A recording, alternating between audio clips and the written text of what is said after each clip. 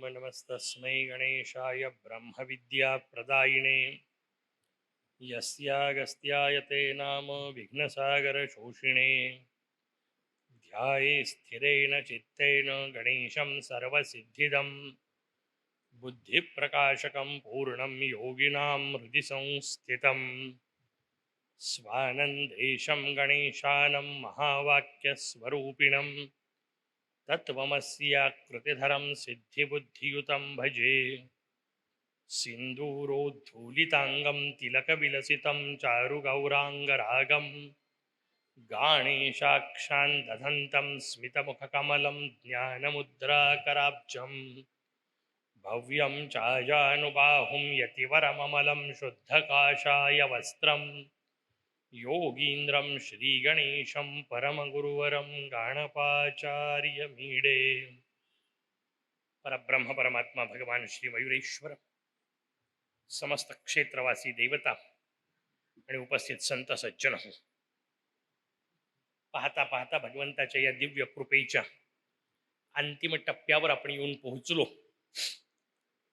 खरं तर ज्या गोष्टी करता कितीही विवेचन केलं तरी कमी पडावं असा दिव्य प्रकारातला हा 9वा खंड सगळ्याचं साररूप आहे. त्यामुळे आज प्रवचनात आपल्याला नवीन ऐकायला काही मिळणार नाही. आणि मी पहिल्या दिवशीपासून सांगतोय, खरं तर नवीन काही सांगायचंच नसतं. जे जुनं आहे तेच व्यवस्थित समजावं, कारण त्याच्यात शब्दच पुराण आहे. आणि पुराण हा शब्द निर्माण कसा झाला तर जे पुरातन आहे त्याला पुराण असा शब्द तयार झाला. मूळ संस्कृत शब्द पुरातन, त्या पुरातन शब्दाचं प्राकृत रूप पुराण असं झालं आणि तो शब्द पुन्हा संस्कृतनी जशाला तसा उचलला आणि म्हणून त्याला पुराण म्हटलं गेलं. याचा अर्थ जे प्राचीन ज्ञान आहे, जे पूर्वापार चालत आलेलं ज्ञान आहे, जे सगळ्यांना माहिती असलेलं आहे. तुम्ही म्हणाल मग सगळ्यांना माहिती आहे तर पुन्हा पुन्हा तेच का सांगायचं? तर त्याचं उत्तर आपण वारंवार पाहिले की ते आपल्याला माहिती आहे, पण अडचण ही आहे की माहिती आहे हे माहिती नाही आहे. माहिती सगळ्यांना आहे, इथं बसलेल्या कोणाला माहिती नाही, सगळ्यांना माहिती आहे. अडचण अशी असते की जो माणूस दुःखात असतो त्यालाही माहिती असतं. व्यवहारातलं उदाहरण घेऊ म्हणजे आपल्या लक्षात येईल. तुम्ही इथं बसलेले सगळे लोक साधू संत सज्जन आहात. दारू पिणं वाईट आहे हे तुम्हाला माहिती आहे, याचं कौतुक नाहीये. दारू पिणं वाईट आहे हे दारू पिणाऱ्यालाही माहिती आहे. फक्त अडचण त्याची एक आहे, त्याला ते सकाळी कळतं, संध्याकाळी घेतल्याशिवाय राहत नाही. कुठल्याही व्यसनाचं असंच आहे. व्यसन वाईट आहे हे आपल्याला कळत नाही असं नाही, कळतं. इथं बसलेल्या कोणाला कळत नाही, सगळ्यांना कळतं व्यसनं वाईट आहेत, सगळ्यांना कळतं व्यसनं त्रासदायक आहेत, पण तरी ते करावं वाटतायत. यालाच भगवंताची माया म्हणतात. का?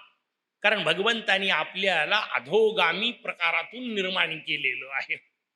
2 प्रकारची रचना सांगितलेली आहे शास्त्राने, त्याच्यावर उद्या आपण आणखीन व्यापकपणे बोलू. त्या याच्यामध्ये आपल्याला सांगायला सुरुवात केली की हे अष्टविनायक निर्माण झाले भगवंतापासून. राजा दक्षाने प्रश्न विचारला की हे अष्टविनायक आपण सांगितले, या अष्टविनायकाच्या माध्यमातून मला तुमच्यापर्यंत म्हणजे भगवंतापर्यंत पोहोचायचंय. भगवंतापर्यंत पोहोचायचं वाक्याचा अर्थ आपण समजून घेतला होता की भगवंतापर्यंत पोहोचायचं याचा अर्थ आनंदाप्रत पोहोचायचंय. काही नवीन समजणार नाहीये, एकच एक गोष्ट, आनंद आनंद आनंद. आणि शेवटी सगळी मरमर तेवढ्याच साठी आहे, कारण तेवढाच आपल्याजवळ नाहीये. बाकी तर आहे की सगळ्या गोष्टी, पण ज्या ज्या गोष्टी आनंदा करता म्हणून गोळा केल्या, एका परिस्थितीनंतर अशी रचना निर्माण होते आणि असं डोक्यामध्ये येतं की ज्या ज्या गोष्टी मी आनंदासाठी गोळा केल्या होत्या त्या त्या गोष्टींनी आनंदित झालोच नाही, किंवा आत्ता झालोय असं वाटलं तरी उद्या राहील याची खात्री उरलेली नाही. कारण आजपर्यंत गोळा केलेल्या असंख्य गोष्टी कालपर्यंत आनंदाच्या होत्या, आता नंतर आनंद देणं त्यांनी बंद करून टाकलेलं आहे. आणि होतं तसं जीवनात नाही होत का? मी लहानसं एक उदाहरण सांगताना नेहमी घरातलं उदाहरण माझ्या आयुष्यातलं सांगत असतो.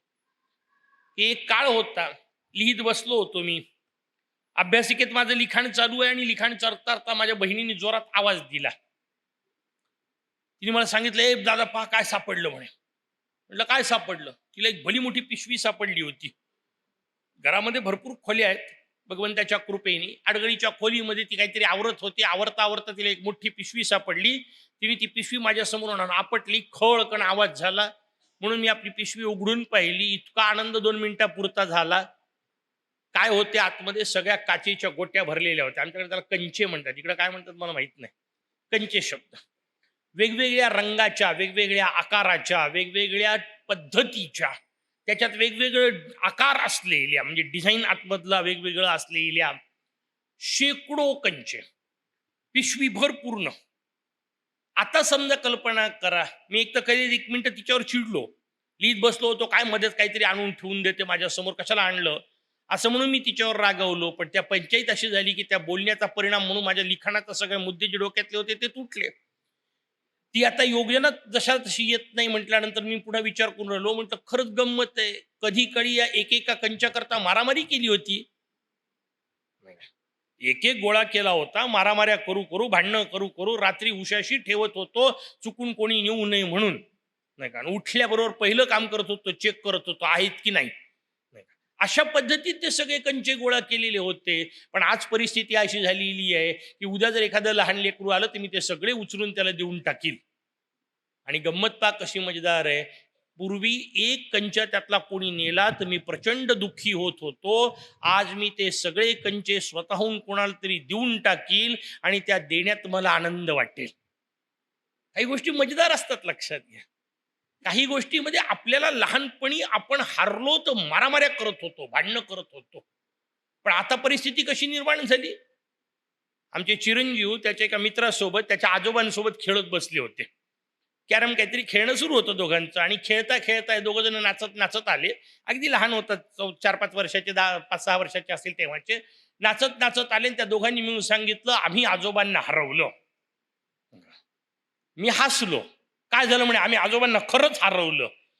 मी त्यांना गमतीने वाक्य वापरलं. त्यावेळेला त्याला ते कळण्याच्या अवस्थेतही नव्हतं. मी म्हटलं तुम्ही आजोबांना नाही हरवलं, आजोबा हरले. नाही का, 2 मधला फरक समजून घ्या. तुम्ही आजोबांना हरवलं ही वेगळी रचना असते आणि आजोबा हरले ही वेगळी रचना असते. अरे म्हटलं आजोबा हरणारच होते, कारण नातवाशी जिंकणारा आजोबा जन्मालाच नाही आलेला. आजोबा स्वतःहून हरतो आणि आजोबा हरण्याचा आनंद घेतो. नातू जिंकल्याचाच आनंद मिळतो. किती उलट झालेली आहे रचना. कधी काळी आपल्याला कोणी हरवलं तर आपल्याला अत्यंत दुःख होत होतं. आता आपण स्वतःहून हारायला लागलो, याला मोठं झालं असं म्हणतात. कारण जीवनामध्ये हारायचंच असतं, कारण या जीवनात हारण्याशिवाय दुसरं नाहीच आहे काही. हे जीवन जिंकण्याचं नाहीच आहे, जिंकता आलंच नाही. कोणाला जिंकता आलं? रामकृष्णांना नाही जिंकता आलं, मोठमोठ्या राजा रजवाड्यांना नाही जिंकता आलं. आपण काय जिंकणार आहे? म्हणून काय सुंदर रचना आहे आपल्याकडे, लक्षात ठेवा. ज्याला कोणाला वाटतं आपण कोणीतरी खूप चांगलं झालो, ज्याला कोणाला वाटतं आपण कुठंतरी श्रेष्ठ झालो, ज्याला कोणाला वाटतं आपण काहीतरी विजयी झालो, त्याच्या गळ्यात जो पदार्थ घातला जातो त्याला हार असं म्हणतात. हा शब्द मजेदार आहे ना. आल्याबरोबर पहिल्यांदा हार घालतात. बाबा हारला तू का?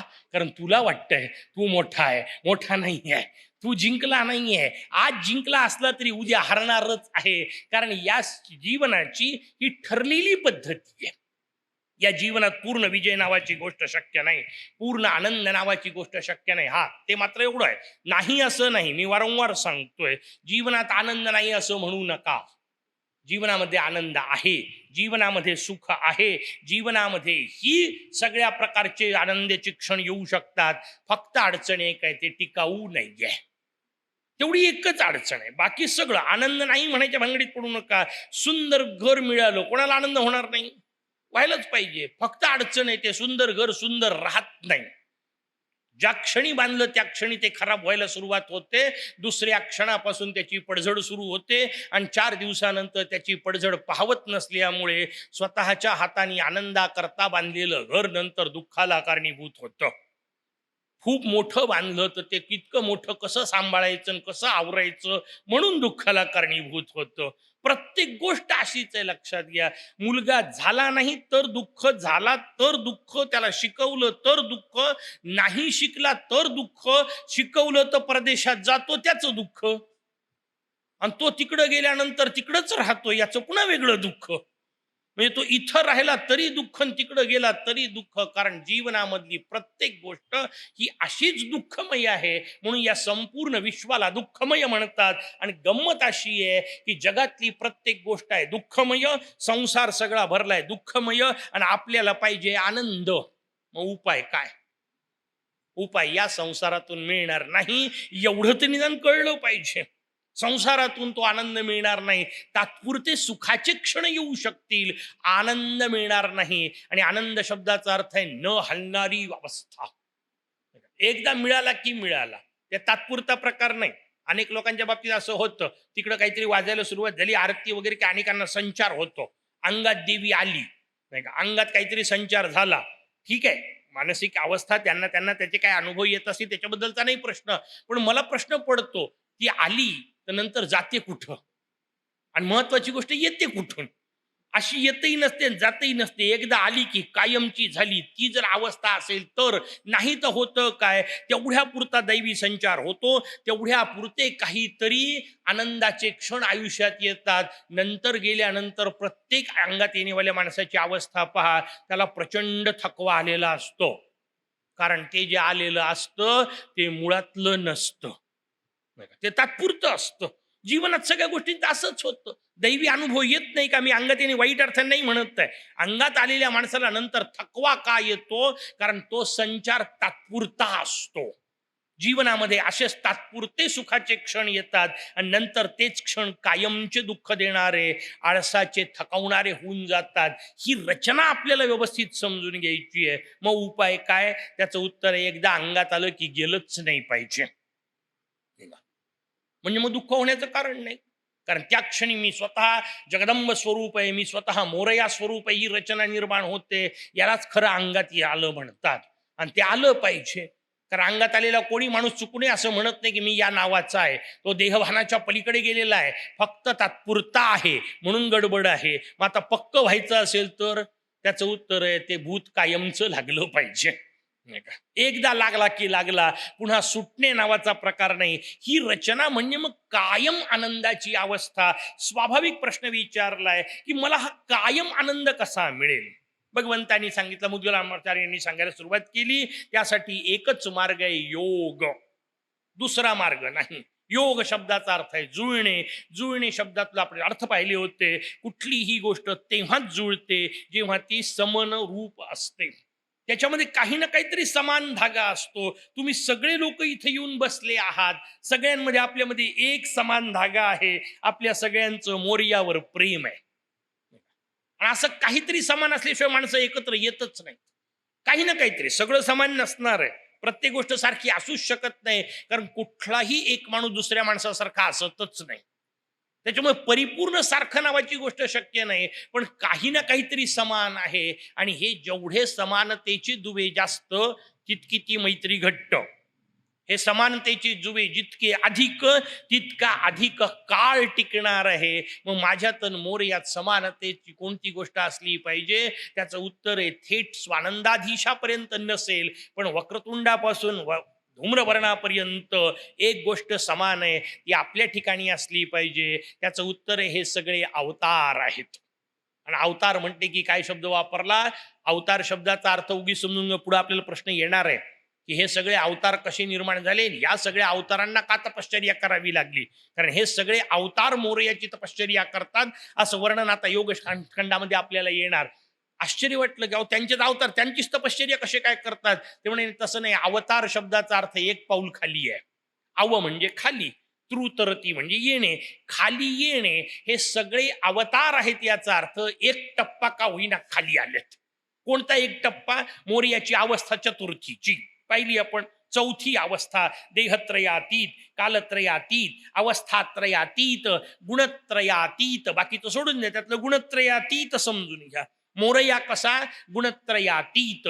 मग तो काय होतो? तो गुणत्रयातीत असलेला मोरया प्रगट होतो. आणि प्रगट व्हायचं असेल तर त्याला गुणांमध्ये येणं भाग आहे, कारण त्याच्याशिवाय प्रगट होतच येत नाही.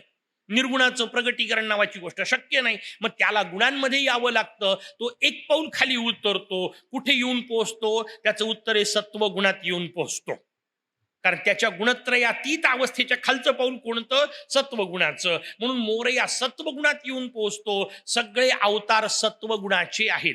सत्वगुणांनी युक्त असलेली जी शक्ती, तिला आपल्याकडे ईश्वर असं म्हटलं. मूळ जे आहे निर्गुण निराकार, त्याला परब्रह्म असं म्हणतात. ते एक पाऊल खाली उतरतं आणि सगुण साकार होतं. त्याला शुद्ध वेदांतानी वापरला माया शबलित ब्रह्म. ते मायेनी युक्त आहे. पण आता गंमत पा दोन मधली. मी एका बाजूला आपण विचार केला होता, जसं ते जेलरचं उदाहरण सांगितलं होतं, आठवत असेल तर, कैदीही जेलमध्ये आहे, जेलरही जेलमध्ये आहे. दोघांमधला फरक कोणता आहे? दोघांमधला फरक फक्त एवढा आहे की त्याचं येणं पराधीन आहे, याचं येणं स्वाधीन आहे. पण किती स्वाधीन असलं पराधीन असलं तरी माया तर लागू आहेच की नाही? भले त्याची शुद्ध असेल, भले त्याची पवित्र माया असेल, भले तो मायातीत असेल, पण तरीही मायेनी युक्त आहेच. भले माया पती म्हणून येत असेल, पण तरी माया त्याला लागलीच आहे. आणि माया लागली आहे याचा अर्थ डाग आहेच, कारण ते शुद्ध नाही राहिलो. भले मायेचा हात धरून चाललाय, माया त्याच्या डोक्यावर नाही, नाही का? इतकं जरी असलं तरी शेवटी मायेचा संबंध आहे. आणि मायेचा संबंध असल्यामुळे फरक कसा आहे? एक साधं उदाहरण समजून घ्या. आपल्या घरामध्ये असलेलं, अनेकांच्या घरामध्ये आरसा असतो, प्रत्येकाच्याच असतो. त्या आरशामध्ये एक गोष्ट होते, आरशावर खूप धूळ बसली, खूप धूळ बसली, इतकी धूळ बसली की नंतर चित्र दिसणं बंद होऊन जातं, नाही का? ही एक रचना. आता कल्पना करा, असंच एक चित्र, जसं आरशामधलं चित्र दिसणं बंद होतं, तसं एक काचेचं आवरण आहे. त्या काचेच्या आवरणावर खूप धूळ बसली, काय होईल? त्याचं उत्तर आहे, पलीकडचं दिसणं बंद होतं. आणि पलीकडचं दिसणं बंद झालं की आपल्याला नाना प्रकारचे भ्रम निर्माण होतात. व्यवहारातलं एक उदाहरण सांगतो. घर होतं, घरामध्ये नवरा बायको राहायचे. शेजारच्या घरी एक जोडपं नवीन राहायला आलं. या घरातली म्हातारी त्या जोडप्याकडे पाहायची आणि आपल्या घरातून सांगायची आपल्या नवऱ्याला, बाकी सगळं चांगलं आहे म्हणे, त्या माणसांचं काही पंचायत नाही, खूप चांगला नवरा, खूप चांगली पोरगी आहे, सगळं व्यवस्थित आहे, फक्त एकच अडचण आहे, कपडे काही स्वच्छ धुत नाही. ती कपडे वाळत टाकायची, ही हिच्या घरातून पण तिचे वाळत टाकलेले कपडे पाहायची आणि सांगायची कपडे स्वच्छ धुत नाही. रोज सांगायची. बाकी सगळं चांगलं पण कपडे धुत नाही, बाकी सगळं चांगलं पण कपडे धुत नाही. झालं काय, एक दिवस गडबड अशी झाली, जोरात पाऊस आला. खूप पाऊस येऊन गेला आणि खूप पाऊस येऊन गेल्यानंतर दुसऱ्या दिवशी तिने आपल्या नवऱ्याला सांगितलं. अहो म्हणे, काय झालं माहित नाही, तिने डिटर्जंट बदलवलं की काय केलं, पण आता तिचे कपडे स्वच्छ दिसतायत. नवऱ्याने सांगितलं, तिच्या कपड्यांमध्ये काहीच बदल झालेला नाही, काल पाऊस आल्यामुळे आपल्या खिडकीचा काच धुतल्या गेलाय. पंचायत नेमकी ही आहे, लक्षात घ्या. तुमची माझी अवस्था जी आहे, आपल्याला काचेचं आवरण आहे, त्या आवरणावर धूळ बसलेली आहे. आपण काचेचं आवरण मळलंय हे न मान्य करता समोरच्यांचे कपडे खराब आहेत हे डिक्लेअर करत राहतो आणि त्याला स्वतःची बुद्धिमत्ता म्हणत राहतो. जीवनाची अवस्था अशीच आहे.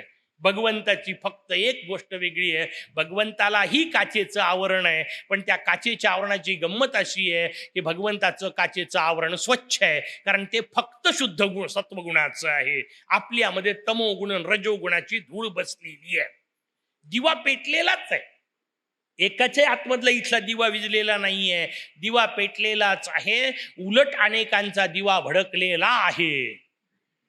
फक्त पंचायत अशी झाली आहे, त्या भडकण्यापायी तो काच एवढा काळा झालेला आहे की नंतर कळतच नाही आतमध्ये दिवा आहे. करावं काय लागणार आहे? त्याचं उत्तर आहे, फक्त काच पुसावी लागणार आहे. दिवा आतला आतच आहे, तो बाहेरून पेटवता येतच नसतो. काच स्वच्छ करणे एवढंच काम आहे. मुदगलाचे 21 दिवस काच घासून घेण्याची सगळी कसरत आहे, बाकी काही करायचं नाहीये. आतमधला आतमध्येच आहे, तो बाहेरून यायचा नाहीये. आणि काच आपली स्वच्छ करायची आहे, हा ते पुन्हा महत्वाचं आहे, नाही का? धूळ त्याच्या कपड्यावर नाही, आपल्या याच्यावर आहे. कायम लक्षात ठेवा, समोरच्यांमध्ये मला दोष दिसाय लागले की समजून घ्या आपले गडबड आहे, कारण त्यांच्यात मला दोष दिसतात याचा अर्थ ते माझ्यातच आहे. ते जे उदाहरण ते आपल्याला व्यवस्थित कायम लक्षात ठेवायचं आहे की माझ्यातच दोष आहेत. आणि म्हणून मुद्गलांनी फार सुंदर रचना सांगितली, सगळ्या संतांनी सांगितली, इतरांचे दोष पाहत बसू नका, कारण त्यातून काहीही हाती लागणार नाहीये. पाहायचेच असतील तर स्वतःचे दोष पाहायला शिका. नाही का? सगळी योगगीता आपल्याला ते सांगणार आहे. आणि माझ्यातला दोष कोणता, त्याचं उत्तर आहे मी भगवंताशी जुळलेलो नाही, हाच खरा दोष. बाकीचे जाऊ द्या.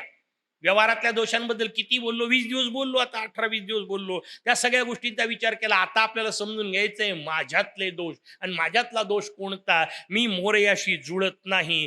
का जुळत नाही हेच समजून घ्यायचं. हाच दोष का जुळत नाही आपल्याला शास्त्रांनी सांगितलं. मग कशा पद्धतीने मला तो आनंद मिळेल, कशा पद्धतीने मला तो योग करता येईल. भगवान मुद्गल सांगतात उपाय एकच आहे, भगवंताशी जुळावं. का जुळावं, कारण तो आनंद रूप आहे. मी त्याच्याशी जुळलो की मी तसा होणार. साधी गोष्ट आहे. पांढऱ्या गोष्टीच्या जवळ गेली की तुम्हालाही पांढुरकेपणा लागतो की नाही. परवा सांगितलं होतं, गिरणीवर गेलो तर आपल्यालाही पीठ लागतं, कोळशाच्या खाणीत गेलो तर आपल्यालाही कचरा लागतो, प्रत्येक काळेपणा लागतो. ज्या ज्या गोष्टीच्या तुम्ही संपर्कात जाता त्याचे गुण तुम्हाला लागतात, त्याचे दोष तुम्हाला लागतात. मग मला जर फक्त गुण मिळवायची असतील आणि फक्त आनंद मिळवायचा असेल तर अशाच्या जवळ जावं लागेल ज्याच्यात दोषच नाहीत. व्यवहारात मोठी अडचण आहे. व्यवहारात तुम्ही कोणाच्याही जवळ गेले, त्याचे चांगले 4 गुण लागले तरी एखादा दोष तर लागणारच आहे की नाही. आणि आपली पंचायत अशी आहे उलटी, आपल्याला समोरच्यांचे गुण लागतात की नाही माहित नाही, दोष लागल्याशिवाय राहत नाही. नाही होत व्यवहारात. बिलकुल असंच होते. एखादी गोष्ट समजा नवऱ्याची चुकली तर नवरा पटकन बायकोला सांगतो, किंवा बायकोची चुकली तर बायको नवऱ्याला सांगते तुमच्याच कडून शिकली. म्हटलं एवढंच, बाकी काही शिकलं उरलं नाही. वाईटच शिकली. पण वाईटच शिकल्या जातं. मुलांना विचारा ना, मुलं पटकन सांगतात अरे तुला हे वाईट कसं, आईकडून शिकलो. मग हे वाईट कसं, बाबांकडून शिकलो. म्हटलं दोघांमध्ये फक्त वाईटच भरलं होतं का? त्यांच्यातलं चांगलं ते नाही घेता येत, कारण सोपं नाहीये, कठीण काम आहे. चांगली गोष्टी घेणं, वर चढणं हे अत्यंत कठीण असतं. खाली जाण्याकरता ताकद लावावी लागत नाही. पाणी असो की ओंडका असो, दगड सुद्धा खाली जातो. खाली जाण्याकरता दगडही चालतो. वर उडाय करता पक्षी व्हावं लागतं. आणि नुसता पक्षी नाही, हंस व्हावं लागतं. कारण साध्या पक्ष्यांना उडायचं असेल तरी खूप ताकद लावावी लागते. पण गंमत तुमच्या लक्षात आली का, कधीतरी हंस पहा, कधीतरी गरुड पहा, कधीतरी घार पहा. आपल्याला हंस आणि गरुड ताबडतोब नाही दिसणार, घार तर आपल्याला दिसू शकते. घारीची गंमत पहा तुम्ही. चिमणी उडतानाची अवस्था पहा, कावळा उडतानाची अवस्था पहा आणि घार उडतानाची अवस्था पहा. दोन मधला फरक तुमच्या लक्षात येईल. चिमणी किंवा कबूतर किंवा कावळा उडायचा असेल तर प्रचंड फडफड फडफड फडफड होते, केवढा आवाज येतो, सगळा आवाज येतो. घार उडताना आवाजच येत नाही. घारीच्या उडण्याचा आवाज ऐकला कधी नाही का? कारण पंखच फरकवत नाही. आणि का पंख फडकवत नाही त्याचं उत्तर आहे, ती इतकी वर जाते की त्यानंतर तिला वाराच उडायला मदत करतो. जो वारा इतर वेळा खाली आणण्याकरता कारणीभूत असतो, ती घार इतक्या वर जाते त्या वाऱ्याच्या अवस्थेच्या की त्यानंतर त्या वाऱ्याच्याच लहरी तिला हे करतात. ती शांतपणे पंख ताणून देते आणि फक्त त्या लहरीवर चालत राहते. हे जे शांतपणे पंख ताणून देऊन लहरीवर चालत आहे ना, याला जीवनमुक्त अवस्था असं म्हणतात.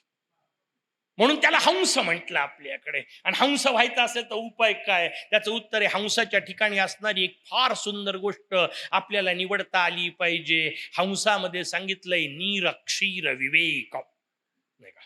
हंसाच्या समोर असं म्हणतात की तुम्ही समजा 1 लिटर दूध आणि त्याच्यात 1 लिटर पाणी मिळवून ठेवलं आणि त्याला प्यायला दिलं तर तो अर्धा लिटर दूध पितो आणि 1.5 लिटर पाणी शिल्लक राहतं. तुम्हाला अर्धा लिटर दूध आणि 1 लिटर पाणी आणि 1 लिटर दूध सांगितलं ना, आपल्याकडे येणार 1 लिटर दूध ऑलरेडी अर्धा लिटर पाणी असतंच की नाही.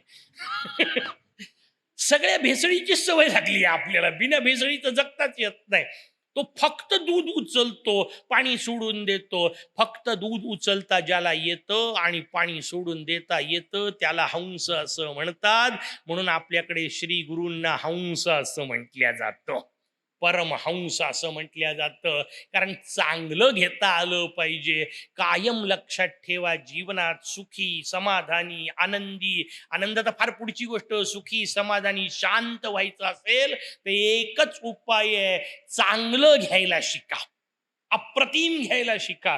जे जे उत्तम उदात्त उन्नत महन मधुर ते हा जीवनाचा मार्ग आहे.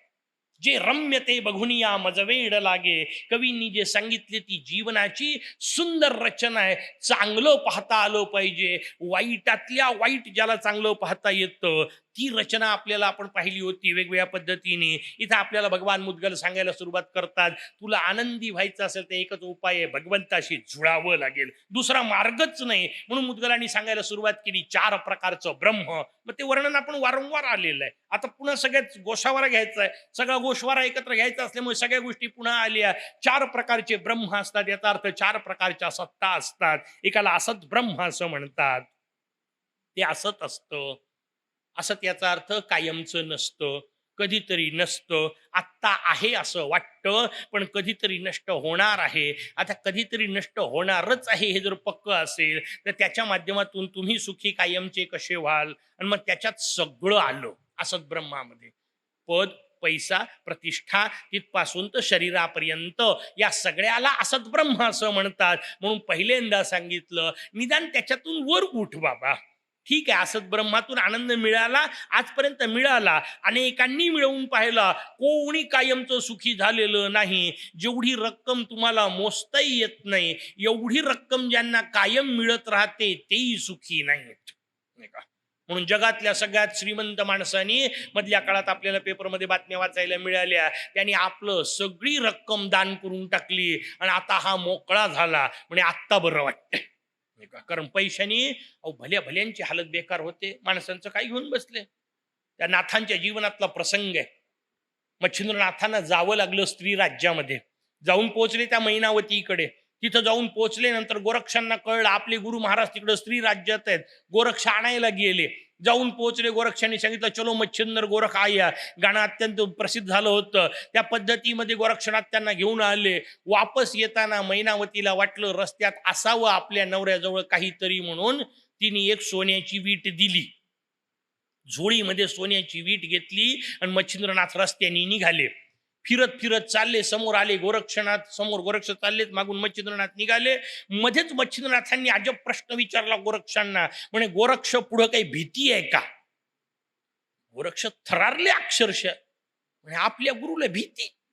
यमराज यांना घाबरल ही यांची ताकद, यांना भीती कशाची आहे? ते म्हणजे कशाची भीती आहे? काही भीती नाही, चला आरामशीर. पहिल्यांदा तर काही कळलं नाही. थोड्या वेळाने पुढे गेले. पुन्हा प्रश्न तोच. गोरक्षा पुढे काही भीती आहे का? 3-4 वेळा झाल्यानंतर गोरक्षाच्या लक्षात आलं काहीतरी गडबड आहे. असं नाही होत, काहीतरी वेगळंच झालेलं आहे. त्याच्यानंतर संध्याकाळ व्हायची वेळ आली. संध्याकाळी दोघांच्या स्नानाचा विषय आला. यांच्या गोरक्षाला सांगितलं म्हणे एक काम कर, झोळी पकड, मी स्नान करतो. मच्छिंद्रनाथ स्नाना करता उतरले. यांनी झोळी जशी घेतली तसं लक्षात आलं झोळीचं वजन खूप जास्त आहे. आतमध्ये जास्तीत जास्त भिक्षा असायला पाहिजे, एवढं वजन करायचं काय? म्हणून यांनी आतमध्ये पाहिलं सोन्याची वीट. यांनी धरली, उचलली, फेकून दिली. गोरक्ष आहेत ते, सोने मूर्ती आम्हा समान अवस्थेमध्ये उचललं, ते सोने फेकून दिलं. पंचायत नंतर डोक्यात आली. समजा गुरुनी वापस आल्यावर झोळी मागितली हलकी दिसली तर गुरु पण पंचायत व्हायची.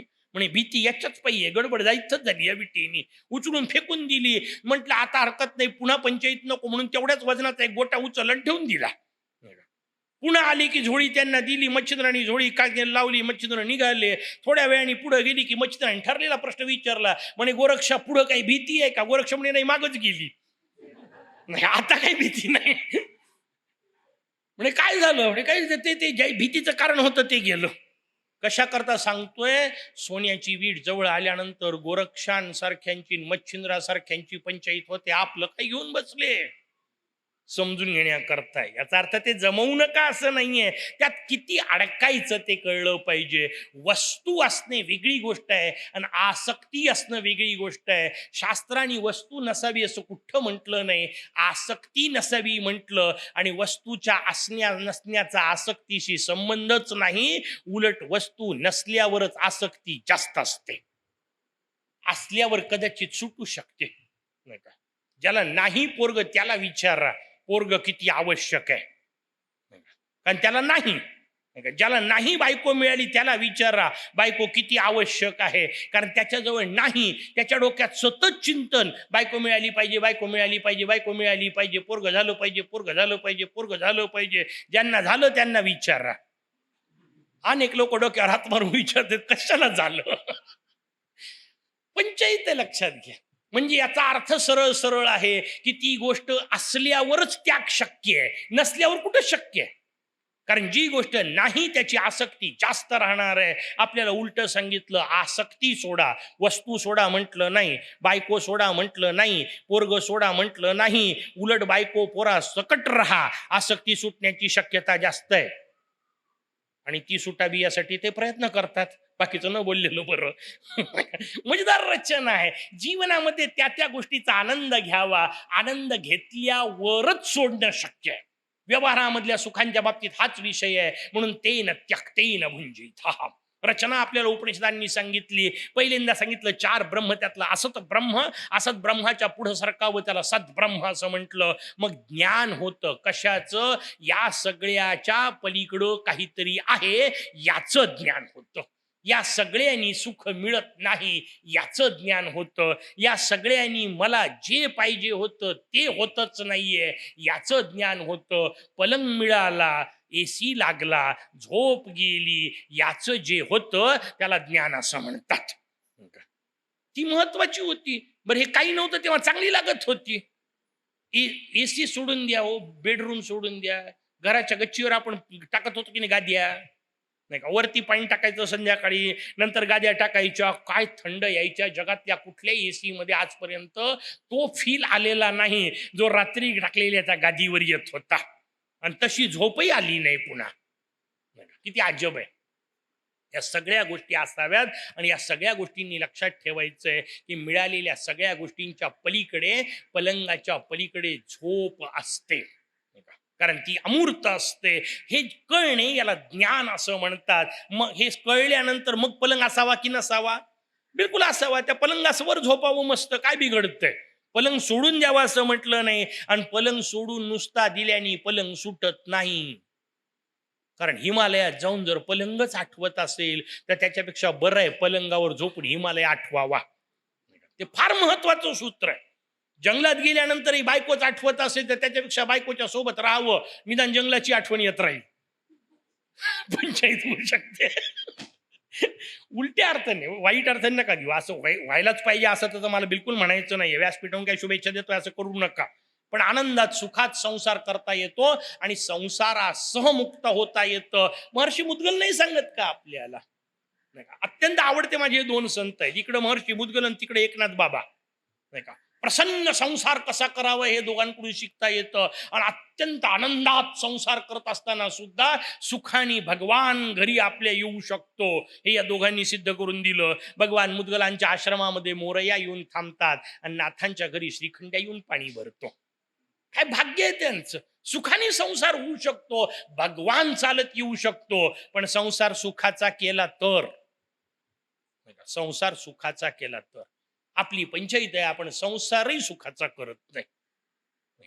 परमार्थ खूप लांबची गोष्ट झाली हो. परमार्थाचा आनंद वगैरे फार लांबची गोष्ट झाली. संसार सुखाचा होत नाही. मला सांगा, ज्याला सोपी गोष्ट जमत नाही त्याला आपण कठीण करायला सांगतोय. किती अडचण आहे की नाही. लोक केव्हा येतात अध्यात्माच्या क्षेत्रामध्ये? संसारात कुठंतरी अयशस्वी ठरले, घरदार मातीत गेलं, आता तिकडं कोणी विचारत नाही, घरच्यांनी हाकलून दिलं की मग हे पुराण प्रवचनाला येऊन बसतात. अशा लोकांकरताय पुराण प्रवचन? त्याचं उत्तर आहे बिलकुल नाही. पुराण प्रवचन आमचे पिताश्री सांगायचे तसं बायको पोराला घेऊन जावं मग करावं. पटतंय मला आता ते. बरं आहे, त्या सगळ्यांच्या सकट.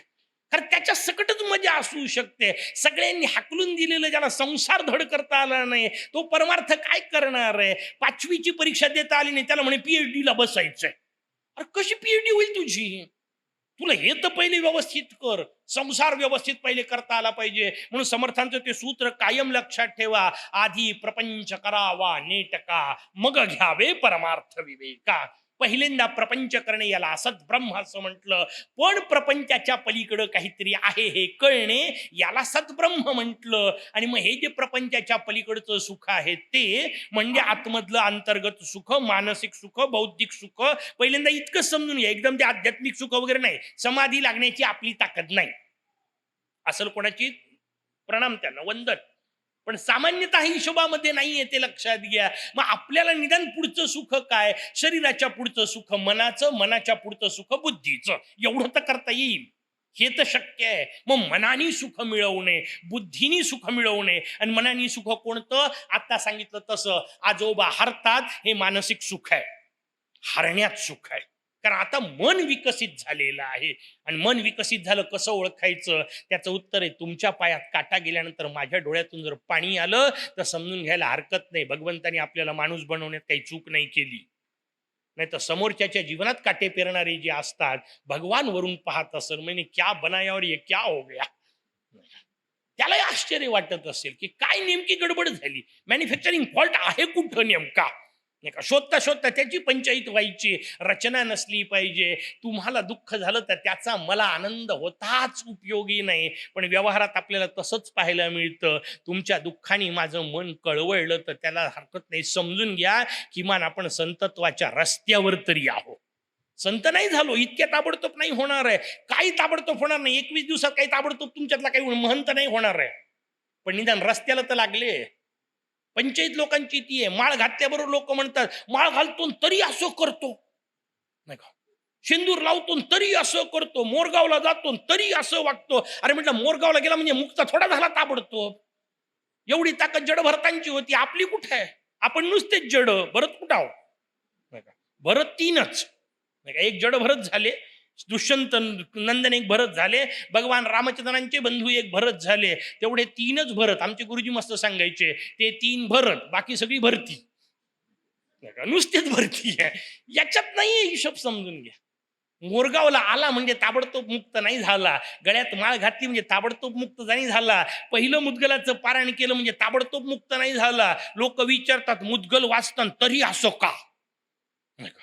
अरे मुद्गल वाचता म्हणजे काय? मुद्गल वाचल्यावर सगळं संपलं का ताबडतोब? मुद्गलानेच सांगितलं संपत नसतं. मुद्गल वाचणाऱ्याचंही काम जात नाही, मुद्गल वाचणाऱ्याचाही क्रोध जात नाही, पण निदान नियंत्रित राहतो, एवढं तर पुरेसं आहे. मार्गाला लागला, पोचायला वेळ आहे, नाही का? फक्त इथून निघाला, नाही का? पुण्याला जायचंय म्हणून समजा निघाला तर बराच वेळ लागणार आहे. सोपं थोडं आहे. जेजुरीपर्यंत जावं लागेल, सातारा सासवडला जावं लागेल, दिवे घाट उतरावं लागेल, हडपसरच्या ट्रॅफिक जाम मधून पलीकडं निघाला तर पुण्यात पोहोचेल. सोपं थोडं आहे ते, नाही का?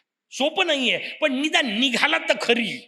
पोचल कधी ना कधीतरी, हरकत नाही. पंचायत नाही, अनेक निघतच नाही. हा ट्रॅफिक जॅम आहे, ट्रॅफिक जॅम आहे करून इथंच बसतात. त्यांचं काय होणार आहे?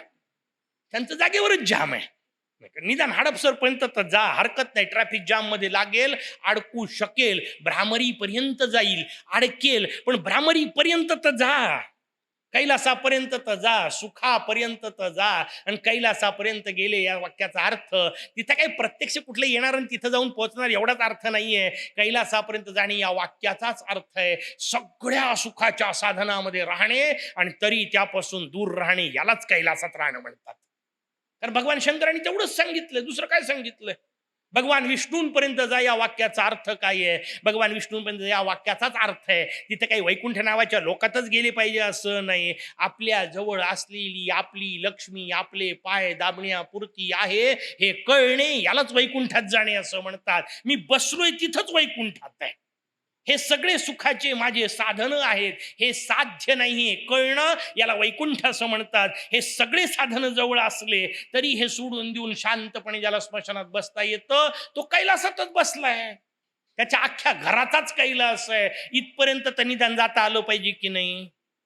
मग त्या कैलासात जाऊन बसावं आणि त्या कैलासात जाऊन बसल्यावर मग मुद्गल पुराण वाचावं, म्हणजे मग तुम्हाला मुद्गलाचा आनंद मिळू शकतो. आपली अडचण अशी, आपण कैलासात मुद्गल वाचत नाही, आपला कै गायब, नुसतीच लाश, नाही का? कारण आपण मुद्गलाचा वापर व्यावहारिक गोष्टी करता करतोय. मुद्गला मी तुला वाचन करतो, मला चांगलं पोरग होऊ दे, आली पंचायत, नाही का? माझं पोरग सुधरू दे, माझी बायको बरी राहू दे, माझं घर चांगलं चालू दे, मला सत्ता संपत्ती प्रतिष्ठा मिळू दे. त्याच्यासाठी मुद्गल वाचत असाल तर कैलासात कुठं वाचलं? कैलासात नाही वाचलं. आपण कैलासात जावं मुद्गल वाचावं. आपण मुद्गलाला खाली ओढतोय. किती अडचण आहे. आपण मुद्गलाला खाली ओढतोय, ही रचना आपल्याला व्यवस्थित समजून घेतली की मग पुढचा भाग आपल्याला कळतो. भगवान मुद्गलाचार्य सांगतात, असे ते 4 ब्रह्म आले, त्या 4 ब्रह्मांनी तपश्चर्या केली, त्या 4 ब्रह्मांना भगवंतानी आपलं नरकुंजर रूप दाखवलं. नर शब्दाचा अर्थ मनुष्य, कुंजर शब्दाचा अर्थ हत्ती, त्याचं गजमस्तक दिसलं. जगस्वरूप असणारं शरीर आणि गजस्वरूप असणारं मस्तक, या दोन्ही गोष्टी भगवंताच्या कळल्या. जे गजस्वरूप असतं त्याला असंवेद्य असं म्हणतात, जे जगस्वरूप असतं त्याला ससंवेद्य असं म्हणतात किंवा स्वसंवेद्य असं म्हणतात. भगवान स्वसंवेद्य आहे. असंप्रज्ञात संप्रज्ञात असे शब्द वापरले, असंवेद्य वापरला, इथं स्वसंवेद्य वापरला. त्याच्याच आधारावर त्याचं ज्ञान होणार आहे, आपल्या प्रयत्नांनी होणार नाही, इत्यादी इत्यादी गोष्ट. ते चैतन्य, स्वसंवेद्य असलेलं चैतन्य क्रीडा करण्याकरता म्हणून जगात येतं, खाली खाली खाली खाली येऊन पोचतं, या देहात येऊन पोचतं. आणि मग या देहामध्ये राहणारा जो जीव चैतन्य, त्याला खरं तर प्राज्ञ असं म्हणतात. इथपर्यंतची रचना आपण पहिल्यांदा सांगितली होती की तेच चैतन्य कधी काही हिरण्यगर्भ, ईश्वर, हिरण्यगर्भ, प्राज्ञ असं करत करत आपल्या देहापर्यंत येऊन पोचतं. याला प्राज्ञ म्हटलं. प्राज्ञ का म्हटलं? प्र शब्द वापरला, आणि प्र शब्दाचे 2 अर्थ आहेत. प्र शब्दाचा एक अर्थ प्रकर्षाने, म्हणजे ज्याला अधिक असणे, असा प्र उपसर्गाचा अर्थ असतो. प्राज्ञ याचा अर्थ विशेष आज्ञ. विशेष आज्ञ याचा अर्थ ज्याला काही कळत नाही. का कळत नाही? कारण फक्त शब्दांमध्ये जो अडकतो त्याला आज्ञ असं म्हणतात. काय मस्त शब्द आहे ना. आपली सगळी वर्णमाला अ पासून सुरू होते आणि ज्ञ पाशी संपते. कळलं का तुम्हाला? सुरू कुठून झाली? अ पासून, संपली कुठं? ज्ञ पर्यंत. याचा अर्थ सगळी वाचली तरी हाती काय लागलं? आज्ञ. किती पुस्तकं वाचले, किती ग्रंथ वाचले, शेवटी हाती काय लागलं? आज्ञ. राहिला काय? आज्ञ. स्वामी विवेकानंदांच्या जीवनात एक बस्त वाक्य आहे. ते म्हणाले, मला वाचलं तेव्हा मला खूप आनंद वाटला होता. मी वेगळ्या अर्थाने घेतलं होतं, गमतीने, विनोदाने. त्यांनी सांगितलं होतं वाक्य, 10,000 पुस्तकं वाचल्यानंतर मला आता कळलेलं आहे. नाही का, स्वामीजींचं वाक्य आहे. 10,000 वेगवेगळ्या विषयाचे पुस्तकं वाचले. ते म्हणतात 10,000 पुस्तकं वाचल्यानंतर आता मला कळलेलं आहे, पुस्तकं वाचून काही उपयोग नसतो. मी गमतीने म्हटलं होतं, मला तर न वाचता कळलं पुस्तकं वाचून काही उपयोग नसतो. त्याचं उत्तर, ते वाचल्यावर कळणं जे आहे ते वेगळं आहे ना, आपल्याला जे कळलं ते वेगळं आहे. आपली अवस्था कोणती? ज्याच्याजवळ काही नाही त्याने दिलं ज्ञान, ते त्या दानासारखं नाहीये. स्वामीजी म्हणतात 10,000 पुस्तकं वाचली मग मला कळलं, पुस्तकातून ज्ञान मिळत नसतं. सगळ्यांनी सांगितलं, कबीरांनी नाही सांगितलं का? पोथी पडे पडे जग मुहा, पंडित भयानक होय. सगळीकडे पोथ्या वाचल्या, पोथ्या वाचू वाचू फाटल्या पोथ्या. पोथी फाटली, वाचणारा फाटला. एक अक्षर इकडचं तिकडं गेलं नाही. अज्ञ. नाही का, पहिल्या श्लोकापासून शेवटच्या श्लोकापर्यंत वाचलं, काही कळलं नाही, अज्ञ राहिला. अज्ञच्या पलीकडे वापरला प्राज्ञ. प्रकर्षानी अज्ञ. प्रकर्षानी अज्ञाचा अर्थ पूर्ण अज्ञानी. माणसाची अवस्था अशीच आहे, पूर्ण अज्ञानी. पण प्रचा दुसराही अर्थ आहे. प्र शब्दाचा अर्थ आहे पुढे. याचा अर्थ तो प्राज्ञ आहे. याचा अर्थ तो अज्ञतेच्या पुढे जाण्याच्या ताकदीचा आहे. दुसरी बाजू त्याला दिली. आता आलाय प्राज्ञ अवस्थेमध्ये, पूर्ण आज्ञ अवस्थेत आला. पण आता इथून हीच मजेदार गोष्ट आहे की बाकी कुठल्याही जीवाला नसलेली आपल्याजवळ सोय आहे. आपल्याला मुद्गल ऐकता येतं, आपल्याला मुद्गल वाचता येतं, आपल्याला मुद्गल समजू शकतं, आणि ज्याला मुद्गल समजलं त्याला मुक्त होता येतं. कुठल्याच प्राण्याला सोय नाही, आपल्यामध्ये आहे.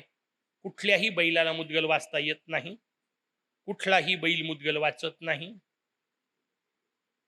उलटा अर्थ सांगितलंच पाहिजे का? कुठलंही गाढव मुद्गल वाचत नाही, कुठलीही म्हैस मुद्गल वाचत नाही. या वाक्याचा अर्थ, जे वाचत नाही त्यांच्यात गाढवात काही फरक नाही. मजेदार रचना आहे. वाचलं पाहिजे, कारण माणूस म्हणून जन्माला आलोय. भगवंतानी मला हा देह दिला, हा देह देताना एक अद्वितीय कृपा दिली. अरे तुला ज्ञानाची सोय दिली. या देहात आल्यानंतर जर ती सोय वापरणार नसेल तर भगवंतानी केलेली सगळी संधी आपण वाया घालवतोय. आणि साधा हिशोब लक्षात ठेवा, एखादी व्यवहारातली संधी तुम्हाला कोणी दिली आणि ती तुम्ही वाया घालवली, त्याचा समोरच्याला किती राग येतो हो. गावभर सांगत फिरतो की नाही, येता जाता तुमची बदनामी करेल. एवढ्या यांनी मी त्याला सांगितलं होतं, मूर्ख माणूस, त्यांनी ऐकलं नाही, वाजवता की नाही? मग मला सांगा, व्यवहारात एखाद्याने सौदीची संधी दिली, ती नाही पाळली तर त्याला एवढा राग येतो. मोर्याने तुम्हाला मुक्तीची संधी दिली होती, तुम्ही नाही केली, मोर्याला किती राग येत असेल? मग रागात काय करतो तो? म्हणतो हो तिकडं, पुन्हा येऊच नको, पुनरपी जननम पुनरपी मरणम, तिकडंच मर, कारण तुला तिकडंच बरं वाटतंय, नाही का? हे त्याच्या रागाचा परिणाम आहे. त्याला जर प्रेम वाटलं असतं त्यांनी उचलून घेतलं असतं. घेतो, अनुभवानी सांगितले आपल्या सगळ्या संतांनी, मोर्या उचलून घेतो. कशावरून? आनंदी होतो, हेच उचलून घेणं आहे, दुसरं काय आहे? उचलून घेणं म्हणजे काय? असं काही होणार नाहीये, व्यवस्थित समजून घ्या. भगवंताचे चमत्कार याचा अर्थ काहीतरी प्रकाश बिकाश दिसणे काही नाहीये, हे भास आहेत सगळे. प्रकाश दिसणे हा सुद्धा भास आहे, सुगंध येणे हा सुद्धा भास आहे, आतमध्ये कुठंतरी तोंडातल्या तोंडात गोड चव येणे हा सुद्धा भास आहे. वाईट चवीपेक्षा बरा आहे, एवढंच फक्त. पण हेही भास आहे. डोळ्यात थोड्या वेळी हॅलोजनकडे पाहिल्यानंतर डोळे मिटा तरी डोळ्यासमोर प्रकाश दिसतो. म्हणजे काय भगवज्ञान झालं का? म्हणजे काय साक्षात्कार झाला का? हे असं होतं, त्यात काय मोठी गोष्ट आहे? आपल्यापेक्षा तेजस्वी गोष्टीकडे पाहिल्यानंतर डोळे दिपून जातात, ही तर साधी गोष्ट आहे. मग डोळे दिपवायचेच असतील तर व्यवहारातल्या हॅलोजनकडे पाहून दिपवू नका, कारण त्याचा फ्यूज केव्हाही जातो. डोळे दिपवूनच दिपवायचे असतील तर मुद्गलाकडे पाहून दिपवा, कारण याचा निदान फ्यूज तरी जात नाही. आणि व्यवहारातल्या सगळ्या तेजस्वी गोष्टींना एकच शब्द आहे. दिवा आपल्याला शब्द काय वापरतो? दिवा जळतो. बाकीच्या सगळ्या गोष्टी जळतात, पण दिव्याच्या बाबतीमध्ये जो हा दीप म्हणून वापरला जातो, निरांजन म्हणून वापरला जातो, तेव्हा आपण जळते शब्द वापरत नाही. व्यवहारातला दिवा याचा अर्थ पणती म्हणून जो लावलेला असतो त्याला आपण शब्द वापरतो दिवा जळत आहे. पण निरांजन जळत आहे म्हणता का? नाही. दीप जळत आहे म्हणता का? नाही. मग शब्द काय असतो? निरांजन उजळली. हा काय मस्त शब्द आहे. बाकीचं सगळं असतं त्याला जळणे म्हणतात, दिव्याचं उजळणं असतं. बाकीच्या व्यवहारातल्या गोष्टींमध्ये जळतो माणूस, उजळायचं असेल तर इथंच मार्ग आहे. हा उजळण्याचा मार्ग आहे. आणि एकदा उजळलं की आपणच नुसतं उजळतो नाही, बाकी सगळ्यांना उजळवू शकतो. ही ताकद भगवान मुद्गलांनी आपल्याला दिली. ते आपल्याला सांगतायत याच्या पलीकडे उठ, सच्चित आनंदापर्यंत आपल्याला पोहोचायचं आहे. असत सत घेतलं, त्याच्या पलीकडे आनंद अवस्थेपर्यंत जायचंय, कारण सतच्या पुढे चित आणि चितच्या पुढेच आनंद मिळणार आहे. म्हणून सतपर्यंत गेला, सतपासून पुढे आनंदाच्या अवस्थेत जायचंय. त्या आनंदाच्या अवस्थेला विष्णू ब्रह्म वगैरे शब्द आपण वापरले. मग त्या प्राज्ञाला आता जो जीवापर्यंत आला तो प्राज्ञ तिथपर्यंत पोहोचण्याच्या ताकदीचा आहे हे मी तुम्हाला सांगितलं. केव्हा होतो? त्याचं उत्तर आहे त्याला त्याच्या या प्राज्ञ अवस्थेचा कंटाळा येतो तेव्हाच. म्हणून पहिली महत्वाची गोष्ट आहे, संसाराचा कंटाळा आला पाहिजे. म्हणून जेवढे साधू मुक्त झालेले मी सांगितले, एवढ्या 18 दिवसात मी म्हणजे मुद्गलांनी आपल्याला सांगितले, त्या सगळ्या साधूंच्या जीवनातला मजेदार प्रकार तुम्हाला पाहायला असेल, ते सगळे कंटाळले. दिवोदासाची कथा आठवा, राज्य करायचा कंटाळा आला, नाही का? पुढे आपल्याला कथा येतात, कर्दमांची कथा येऊन पोहोचली, चवनांची कथा येऊन पोहोचली, हे सगळे रुचिकांची कथा येऊन पोहोचली. हे सगळे आपल्या पत्नीला सांगतात, आता मला संसाराचा कंटाळा आला. ज्याला कंटाळा आला ना त्यालाच प्राज्ञ म्हणतात. ज्याला कंटाळा येतच नाही त्याला आज्ञ म्हणतात. ज्याचा कंटाळा यायचा त्याचा येत नाही, आणि ज्याचा नाही त्याचा आल्याशिवाय राहत नाही. आपल्याला कंटाळा कशाचा? मुद्गल वाचायचा. आपल्याला कंटाळा कशाचा? सकाळी उठायचा. आपल्याला कंटाळा कशाचा? स्नानसंध्या पूजेचा, नित्ययात्रेचा कंटाळा, आणि मालिकांचा कवटाळा.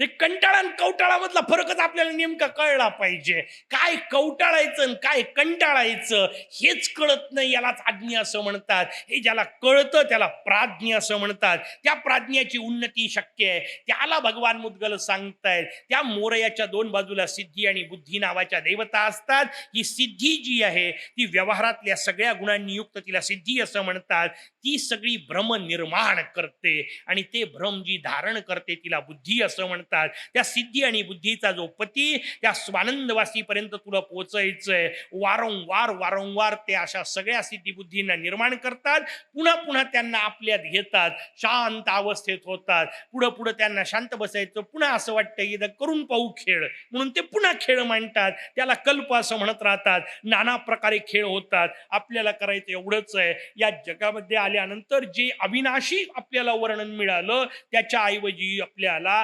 विनाशी जे मिळालं त्याच्याऐवजी अविनाशी पर्यंत पोहोचायचंय. जे क्षणभंगूर आपल्या वाट्याला सुख आलं, आनंद आला, त्यातून चिरंतन आनंदापर्यंत पोहोचायचंय. जे दुःखरूप अशा प्रकारचं सुख आपल्याला मिळालं त्यातून आनंद रूप असणाऱ्या अवस्थेपर्यंत पोहोचायचंय. याला उपनिषदानी असतोमा सद्गमय, तमसोमा ज्योतिर्गमय, मृत्योर्मा अमृतम गमय म्हटलं. आपण मृत्यूकडे चाललोय. भगवान आपल्याला सांगतायत अमृतम गमय. का? कारण तुला जर कायम सुखी व्हायचं असेल तर अमृतत्वाशिवाय पर्याय नाही. आणि मग त्याच्यासाठी काय करावं लागेल? त्याच्यासाठी अयोग करावा लागेल. बाकीकडे आहे तो संयोग. अयोग याचा अर्थ न जुळता राहणे. कारण आपण जुळणे याचा अर्थ आता भगवंताशी हा शब्द नाही, तिथे हा उलट्या अर्थाने शब्द वापरला. कोणता? आतापर्यंत वापरला असंयोग किंवा अयोग शब्द. आतापर्यंत जेव्हा योग म्हणत होतो तेव्हा भगवंताशी जुळणे. आता जो वापरलाय तो आपल्या अर्थाने वापरलाय. आपण जुळतो कशाशी? त्याचं उत्तर आहे असत सत सम आणि नीती, एवढ्याशी जुळतो. ह्या सगळ्यांशी आपण जुळतो, म्हणून याच्याशी आपला जो असतो त्याला संयोग असं म्हणतात. हे चारी एकत्र आल्यानंतर जी रचना होते त्याला संयोग असं म्हणतात. या चारींच्या शिवाय राहणे याला अयोग म्हटलं, कारण या चारींच्या सोबत राहिलं की सुखी होऊ शकत नाही.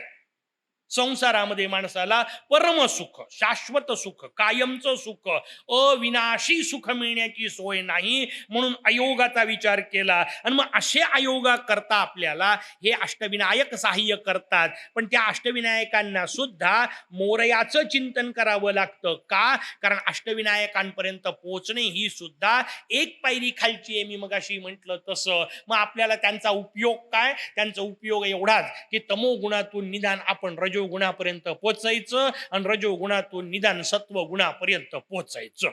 मत्सरातून पुढे पुढे निदान गेला पाहिजे, पण तरीही यांच्यासोबत राहणे हा शेवटी सत्वगुणाचा विषय आहे. मग यांचाही विलय, म्हणून हे 8च्या 8 सोडून द्यायचे आणि पुन्हा आतमध्ये जे जाऊन पोचायचं त्याला अयोग असं म्हणतात.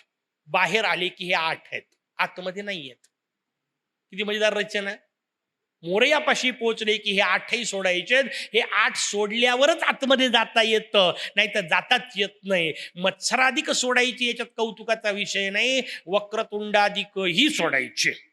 कसे? त्याचं उत्तर आपण उद्याच्या याच्यात आणखीन त्याचं चिंतन करू. इथं आपल्याला समजून घ्यायचंय की असं जीवापासून शंकरापर्यंत सगळ्या जरी असल्या तरी या सगळ्या गोष्टींना आत्मरूप कळत नाही. का? कारण आत्मरूप आनंदाचं आहे आणि हे कायमचे आनंदी नाहीत, कायमचे नाहीत, एवढं पक्क. तुम्ही आम्ही सततच दुःखातो. भगवान शंकरांना एखाद्या वेळी होतं, फार क्वचित होत असेल, पण त्यांनाही दुःख होतं की नाही होत? होतं. हा, ते दुःख पचवतात, टिकवतात, त्याचे व्यथित होत नाही, त्याच्यावर उपाय शोधतात. हे सगळं जरी असलं तरी त्यांनाही कधी ना कधीतरी दुःख होतं. कोणत्या अर्थाने? सतीची कथा आपण पहिल्याच अध्यायात वाचली, पहिल्याच खंडात वाचली. भगवान शंकर नको म्हणत होते तरी सती आपल्या माहेरी गेली. याचा अर्थ बायको ऐकत नाही हे दुःख शंकरालाही सुटलेलं नाही आहे ना वस्तुस्थिती.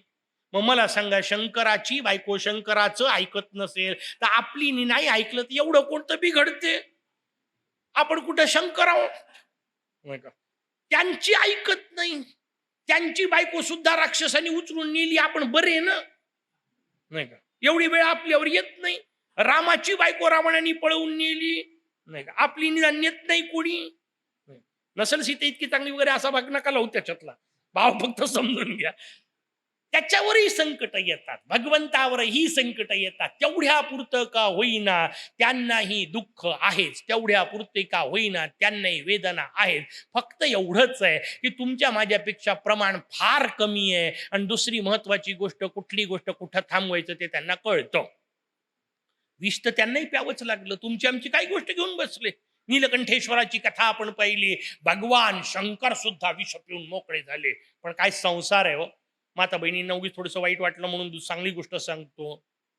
ज्या वेळा ते विषय निघालं ना, त्यावेळा सगळ्यांनी प्रार्थना केली भगवान शंकरांची आणि भगवान शंकरांना विनंती केली, तुम्ही हे घ्या. भगवान शंकर म्हणतात ठीक आहे घेईल, पण माझी एक अट आहे. म्हणे कोणती? म्हणे तिने दिलं पाहिजे. काय मस्त वाक्य आहे. भगवान शंकर म्हणतात तिने दिलं पाहिजे. आमच्या हिनी या अर्थाने भगवान शंकरांनी सांगितलं आमच्या बायकोनी दिलं तर मी घेतो. सगळ्यांनी मिळून मा पार्वतीची प्रार्थना केली. आई अन्नपूर्णा प्रगट झाली. आई अन्नपूर्णेला सगळ्यांनी विनंती केली, आई बापाला विष दे. काय पोरं असतील ना, नाही का, सगळे मिळून आईला सांगतायत आई तू आमच्या बापाला विष दे. ती म्हटली हरकत नाही. मा जगदंबेनी ते सगळं विष शंखात घेतलं, यांना दिलं. का वाचले माहितीये? तिचा हात लागला म्हणून. याला बायको म्हणतात. तिचा हात लागला तर विषाचं अमृत झालं. याला स्त्रीची ताकद म्हणतात. त्याच्या भरोशावर तर मोठेपण आहे. म्हणून तिचं वर्णन करताना जगद्गुरु आद्य शंकराचार्य महाराज म्हणतात सगळं वाईट होतं याच्याजवळ. चिता भस्माल लेपो गर्लमशलो दिक्पट धरो जटाधारी कंठी भुजगपती पशुपती कपाली भूतेशो भजती जगदीशैक पदवी. काही नव्हतं याच्याजवळ धड, आणि तरी लोक त्याला महादेव म्हणतात. का? भवानी त्वत्पाणी ग्रहण परिपाटी फलमिदम. आई तुझा हात धरला म्हणून त्याचं एवढं चांगलं झालं, नाही का. हे भगवान शंकराचार्य आई पार्वतीला म्हणतात. तिलाही वाटायला लागलं आपल्यामुळे सगळं बरं झालं. तेव्हापासून सगळ्या पार्वतींना वाटायला लागलं तुमचं जे काय चांगलं झालं ते माझ्यामुळे झालं. पण हरकत नाही. भगवान शंकराचं जे काय चांगलं होतं ते पार्वतीमुळेच होतं. हे सगळ्या शंकरांनी मान्य करून टाकावं. त्यात वाईट काही नाहीये, त्यात फायदा आहे. मध्ये मध्ये म्हणत राहा हो सगळं चांगलं तुझ्याचमुळे झालं, आणखीन चांगलं करत राहते. तेवढा तर फायदा आहे की नाही. आवरत राहते. घर तुझ्यामुळे चांगलं राहतं असं मी आता म्हणत राहतो. आता पंचायत झाली. हे सगळं सांगून टाकलं की तर रहस्य फुटलं की नाही हो. पंचायत व्हायची. पुढच्या वेळेपासून म्हटलं तर हो मग मुकाटीने घ्या तुम्ही झाडू लागा असं म्हणायची एखाद्या वेळा. तसं काही होणार नाही असं गृहीत धरतो मोरगावात. हरकत नाही. त्याच्यातही मजा आहे, कारण दोघांनी मिळून करण्याची गोष्ट आहे. बाग गमतीचा सोडून द्या. कारण मला मोरगावात आल्यानंतर एक मस्त महावाक्य कळलं. आमच्या वाघसाहेबांच्या नातवानी शिकवलेलं. मी इथून जाताना तेवढं एक वाक्य घेऊन जाणार आहोत. त्याला काहीच म्हणता येत नाही, एकच शब्द बोलता येते वा वा वा वा वा वा. आणि तो नातू मला शिकवतो. म्हटलं बस बिलकुल मोरगावनी आल्यानंतर मला हे शिकायला मिळालं. जीवनात जे काय समोर येईल त्याला म्हणत जा वा वा वा वा. जमलं. आयुष्यात सुखाने जगण्याचा हाच महामंत्र आहे. मुदगल मोरगावात आल्यानंतर शिकतं. लहान लेकरांकडून शिकता येतं, कारण लहान लेकरांजवळ शिकण्यासारखं काही असतं. मोठ्यांजवळ काही उरलंच नाही हो आजकाल. मोठी पंचायत आहे.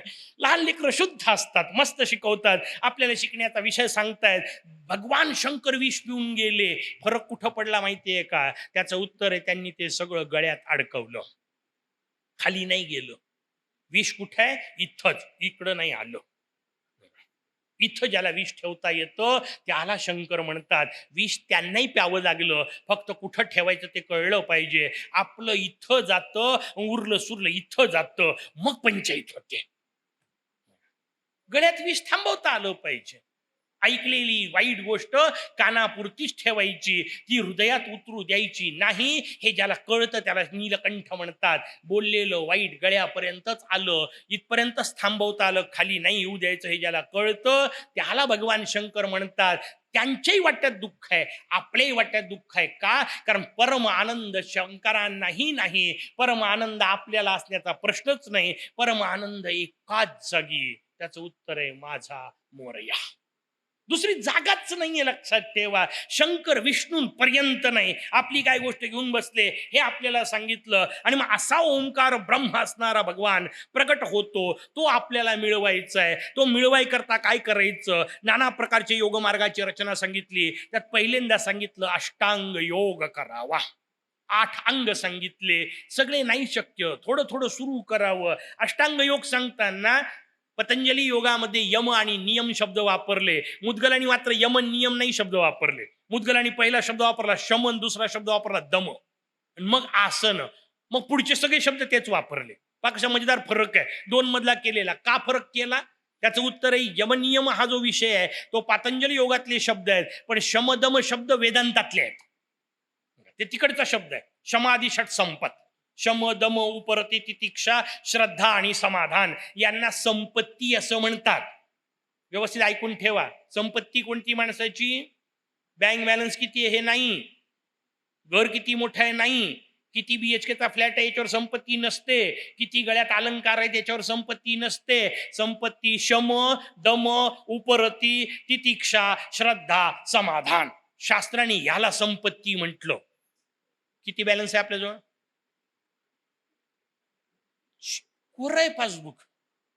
कुठलं मुद्गल? पुढचं फार पलीकडचं झालं. पासबुकातली सुरुवात शम. शम याचा अर्थ स्वतःच्या मनावर निग्रह.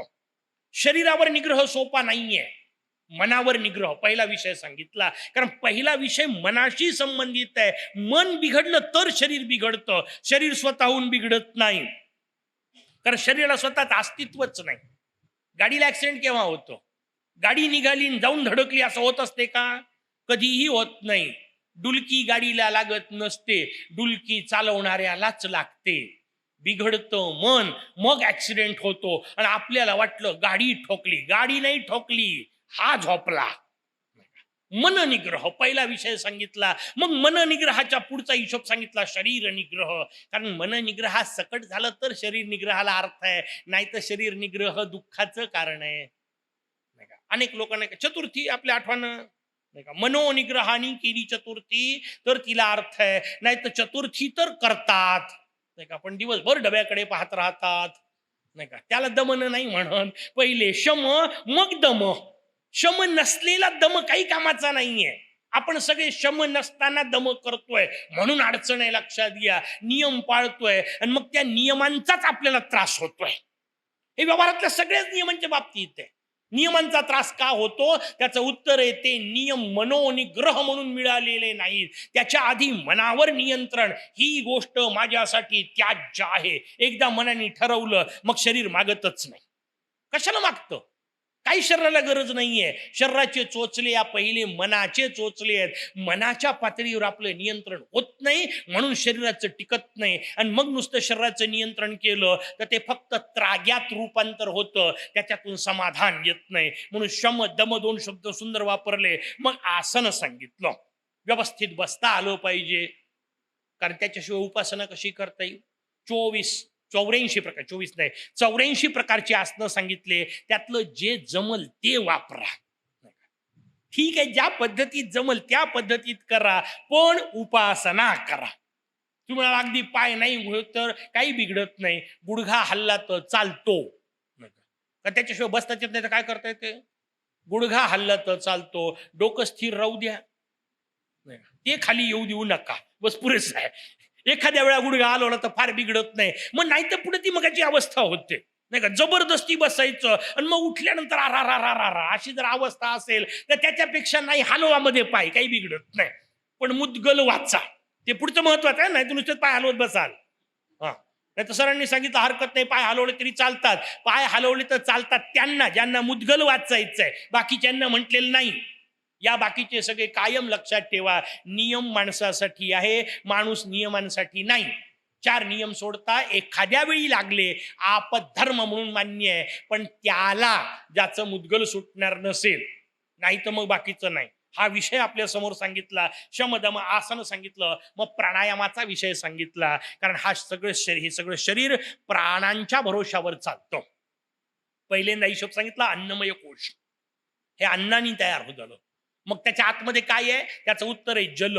या शरीरामध्ये सगळ्यात जास्ती तत्व कोणतं? पाणी. 71% पाण्याने तुमचं माझं शरीर तयार झालंय. म्हणून पहिल्यांदा नियंत्रण कशाने करा त्याचं उत्तर आहे पहिले अन्न खाण्यावर जरा नियंत्रण करा. मला पाहिजे तेव्हा मी खाऊ शकेल, मला वाटेल तेव्हा मी खाईल, हा हिशोब पहिल्यांदा निदान अन्नावर. नाही अन्नाचं पुढचा हिशोब सांगितला पाण्यावर नियंत्रण. जितकं बिना जास्तीत जास्त काळ पाण्याशिवाय राहता येईल पुढचा हिशोब. नुसत्या पाण्याचा उपयोग नाही, पुढची ताकद वापरायची, वायू शिवाय राहायचं, त्याला प्राणायाम म्हणतात. प्राणायामाचा बराच विचार मुद्गलांनी आपल्या समोर सांगितला. पण त्याच्यासोबत आमच्या गुरु महाराजांनी सांगितलेला एक विषय सांगून ठेवतो, म्हणून तो विषय पुढचा सोडून देतो. प्राणायाम हा त्या क्षेत्रातल्या योग्य गुरूंच्या समोर बसून करण्याची गोष्ट आहे. पुस्तकं वाचून करायच्या भानगडीत पडू नका, नसलेले त्रास होतील. मुद्गल सांगतं, जबरदस्ती जर त्या वायूला अडवून ठेवलं तर तो शरीरातून कुष्ठरूपात बाहेर पडतो, शरीरात नाना प्रकारचे रोग निर्माण करतो. त्याला जबरदस्ती अडवायचं नसतं, त्याला शांतपणे सवय लावत लावत सहज झालं पाहिजे, सहज झालं पाहिजे. त्या वायूला अडवता येत नाही, सोपं नाहीये. प्राणायाम ही सोपी गोष्ट नाही. पुढचं सांगितलं प्रत्याहार. नाही प्राणायाम जमला तरी एवढं तर करता आलं पाहिजे. श्वास गेला, श्वास आला, त्याच्यावर नियंत्रण ठेवा. नियंत्रण ठेवायचा तर लक्ष ठेवा. आणि लक्ष ठेवायचा अर्थ आला की एकदा गजानन म्हणा आणि गेला की एकदा गजानन म्हणा. घरी कोणी आलं तर म्हणता की नाही गजानन, म्हणायला पाहिजे की नाही. आपल्या घरी कोणी आलं तर आपण त्याला गजानन म्हणतो की नाही, जय गजानन म्हणावं की नाही. आपल्या घरातून कोणी चालला असेल तर त्याला जाताना जय गजानन करता की नाही. श्वासाला नियम नको का तो? आला श्वास जय गजानन, गेला श्वास जय गजानन, पुरेस आहे. आपल्यासाठी तेवढाही प्राणायाम सध्या पुरेसा आहे. बाकी ज्यांना योग मार्ग पुढचा विचार करायचा आहे त्यांच्यासाठी प्रत्याहार शब्द मात्र व्यवस्थित समजून घ्या. प्रत्याहार आपल्याला केवळ योगशास्त्राने सांगितला तेवढाच नाही, त्या शब्दाची एक फोड समजून घ्या. प्रतिआहार, प्रत्याहार. प्रति आहार जागरूक असला पाहिजे. प्रत्येक आहारात माणूस जागृत असला पाहिजे. प्रत्येक आहारात म्हटलं की आपल्याला आहार फक्त तोंडाचाच माहिती आहे. तोंडाचाच आहार नाही, कानाचा आहार, डोळ्याचा आहार, स्पर्शाचा आहार, नासिकेने घेतलेल्या गंधाचा आहार, हे सगळं आपण आतमध्ये घेतो. यालाही आहारच म्हणतात. प्रति आहार जागरूकता असली पाहिजे. याचा अर्थ काय पाहायचं, काय ऐकायचं ते कळलं पाहिजे. आणि त्याच्याकरता अथर्व शीर्षेच्या आपले ऋषी सांगतात, भद्रम कर्णे विष्णुयामध्ये वहा, भद्रम पश्येमाक्षभिर्यत्राः. मी डोळ्यांनी फक्त चांगलं पाहिल, मी कानांनी फक्त चांगलं ऐकील. का? कारण मला चांगलं व्हायचंय. चांगलं व्हायचं असेल तर एकच इलाज आहे. कुठल्याही गोष्टीला पांढरं करायचं असेल तर बाहेरून त्याच्यावर फक्त पांढरेच रंग लावावे लागतात. मला एखादा घोडा आहे माझ्याकडे, त्याला मला पांढरं करायचंय, मी त्याला डांबर लावतोय, असं कसं चालेल? नाही, डांबर लावू लावू पांढरा करतो असं होऊ शकते का? नीळ फासू फासू त्याला पांढरा करतो असं होऊ शकते का? शेंदूर लावू लावू पांढरा करतो असं होऊ शकते का? नाही होऊ शकत ना. मग वाईट ऐकल्यानंतर आतमधलं कसं चांगलं होईल, एवढा साधाच भाव असला पाहिजे. नाही म्हणे जस्ट एंटरटेनमेंट म्हटलं नाही, जस्ट एंटरटेनमेंट नसते. जे जे पाहतात त्याचे शरीरावर संस्कार होतातच होतात आणि वाईटाचे लवकर होतात. दूध पिल्यावर ताकद यायला खूप वेळ लागतं, दारू पिल्याने माणूस 15 मिनिटात झिंगतो. वाईटाचे परिणाम पटकन होतात. दूर राहता आलं पाहिजे. प्रति आहार जागरूकता, त्याचं वर्णन आपल्याला सांगितलं. महावाक्यांचं निर्धारण करावं, त्याचा आतमध्ये त्याला ध्यारणा म्हटलं. मग पुढे ब्रह्मैक्य भावामध्ये स्थिर असणे याला ध्यान म्हटलं. एकच एक मोरया, दुसरं काही नाही हे कळणं याला समाधान म्हटलं. त्याला समाधी असं म्हटलं. खूप पुढचे वर्णन आहेत. आतापासून काय करायचे, सुरुवातीला जे सांगितलं तेवढं जरी करता आलं तरी आपली पुढीशी गोष्ट आहे. आणि मग हे सगळं ज्यातून समजावून सांगितलं त्याला योगगीता असं म्हणतात. किंवा आणखीन सुरूच आहे पुढं, त्याचं उत्तर नाही. भले अध्याय पुढे असतील पण त्यात जे सांगितलं ते सगळं आधी सांगून घेतलं. मस्त रचना आहे. त्या उपनिषदांमध्ये एक फार सुंदर शेवटी वाक्य आलं. सगळं उपनिषद सांगून झालं, मग तो शिष्य विचारतो, महाराज तुम्ही मला आता उपनिषद सांगा. तो म्हणतो मग आतापर्यंत काय सांगितलं नाही का? आतापर्यंत का सांगितलं, त्याला का वाटलं असं उपनिषद सांगल्यानंतर त्यांनी काय म्हटलं, कारण तो येताना डोक्यात घेऊन आला होता उपनिषद म्हणजे काहीतरी भयंकर जे आपल्याला कळणार नाही. आणि गुरूंनी इतक्या सोप्या पद्धतीने सगळं समजावून सांगितलं, त्याला वाटलं हे तर कळलं, हे तर समजतंय, हे कुठं उपनिषद असू शकते, उपनिषद काहीतरी भयंकर असलं पाहिजे.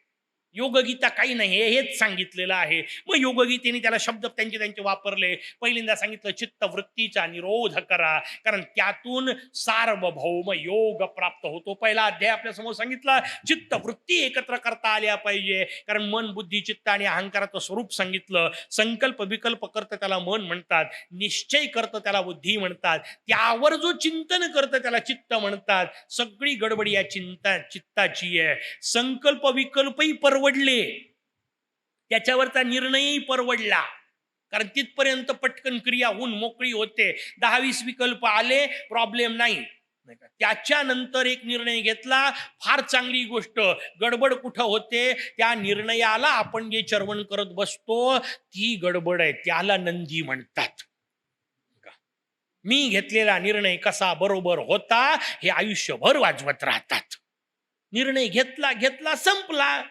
पण तसं नाही, ते पुन्हा कायम त्याच्यावर चालवत राहतं. आणि अडचण त्यातली सगळ्यात महत्वाची समजून घ्या. समजा तुम्ही घेतलेल्या निर्णयातून काही चांगलं निघालेलं असेल, नाही का, जे की फार कमी असतं, पण तरी असं गृहीत धरा, तुम्ही घेतलेल्या निर्णयातून काही चांगलं निघालं असेल तर त्यातून तुमच्या हातात अहंकार येतो. आणि तुम्ही घेतलेल्या निर्णयातून काही वाईट निघालेलं असेल तर त्यातून तुमच्या हातात शोक येतो.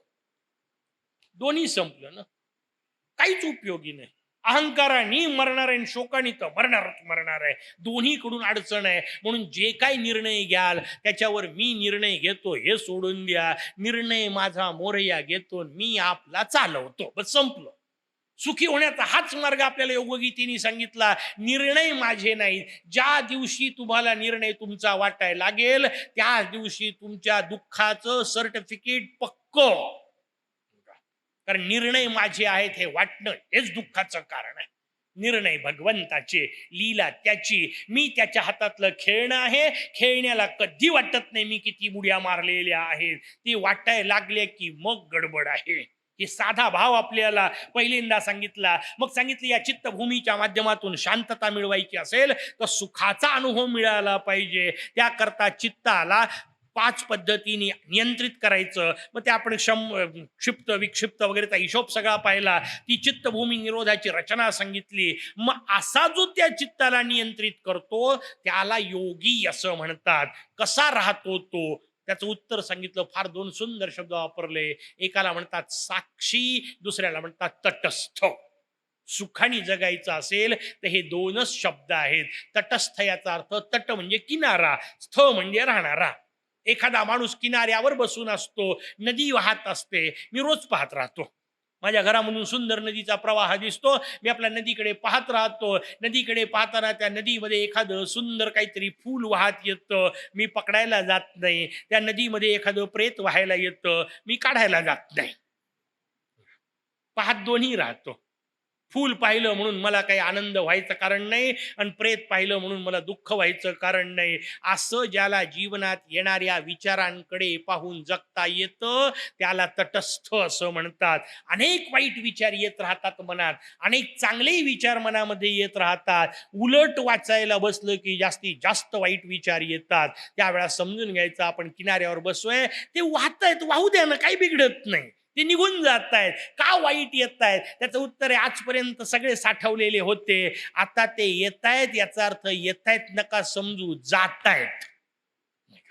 किनाऱ्यावर बसून पाहता आलं पाहिजे, हे सगळे निघून जात आहेत. तो जेव्हा जेव्हा वाईट विचार येईल थांबवणं तुमच्या हातात नाही. व्यवस्थित समजून घ्या. वाचायला बसल्यानंतर सगळे पापी विचार मनात येतात. लोक पंचायतीत पडतात. कुठलेही पाप वाचायलाच म्हणून नाही, साधनेला बसलं की, ध्यानाला बसलं की वाईटातले वाईट विचार येतात. इतर वेळा कधी न येतील इतके पापी विचार येतात. आपल्याला मोठं आश्चर्य वाटतं, एवढे पापी विचार कुठून येत आहेत? त्याचं उत्तर आहे, वाईट विचार येत आहेत असं नका समजू, ते निघून जात आहेत. का? कारण इतर वेळा त्यांना वेळच दिला नव्हता. आपण आपल्या बाकीच्या कामात दाबून ठेवले होते. याचा अर्थ कुठेतरी आतमध्ये साठलेले होते ना. या निमित्ताने त्यांना मार्ग मिळतोय, जाऊ द्या निघून. मग उपाय काय? ते आल्यानंतर स्वतःला समजून घ्यायचं, याचा अर्थ मी किती वाईट होतो ना, नाही का? याचा अर्थ मी किती वाईट होतो हे समजून घेत राहावं, ते निघून जाऊ द्यावेत. आणि आता मुद्गलाला प्रार्थना करावी, ठीक आहे जुने होते, असे पूर्वी पाप केले होते, किमान इथून पुढं ते करणार नाही. चुकणे हा माणसाचा स्वभाव आहे, लक्षात ठेवा. न चुकलेला माणूस जन्माला आलेला नाही, येणारही नाही. कारण मुळात चुकलो म्हणून तर जन्माला आलो, न चुकता काय जन्माला येणार आहे? तिथं चुकलो म्हणून तर इकडं आलोय. चुका आपल्याकडून होणारच आहे, फक्त एकच गोष्ट करायची, त्या चुका पुन्हा पुन्हा तर नका करू ना. चुकांमध्ये तर व्हेरिएशन ठेवा. पुढची तर चूक वेगळी असली पाहिजे. कालही जी करत होतो तीच आज, उद्या पुन्हा तीच, परवाही पुन्हा तीच, मग गुन्हा होतो.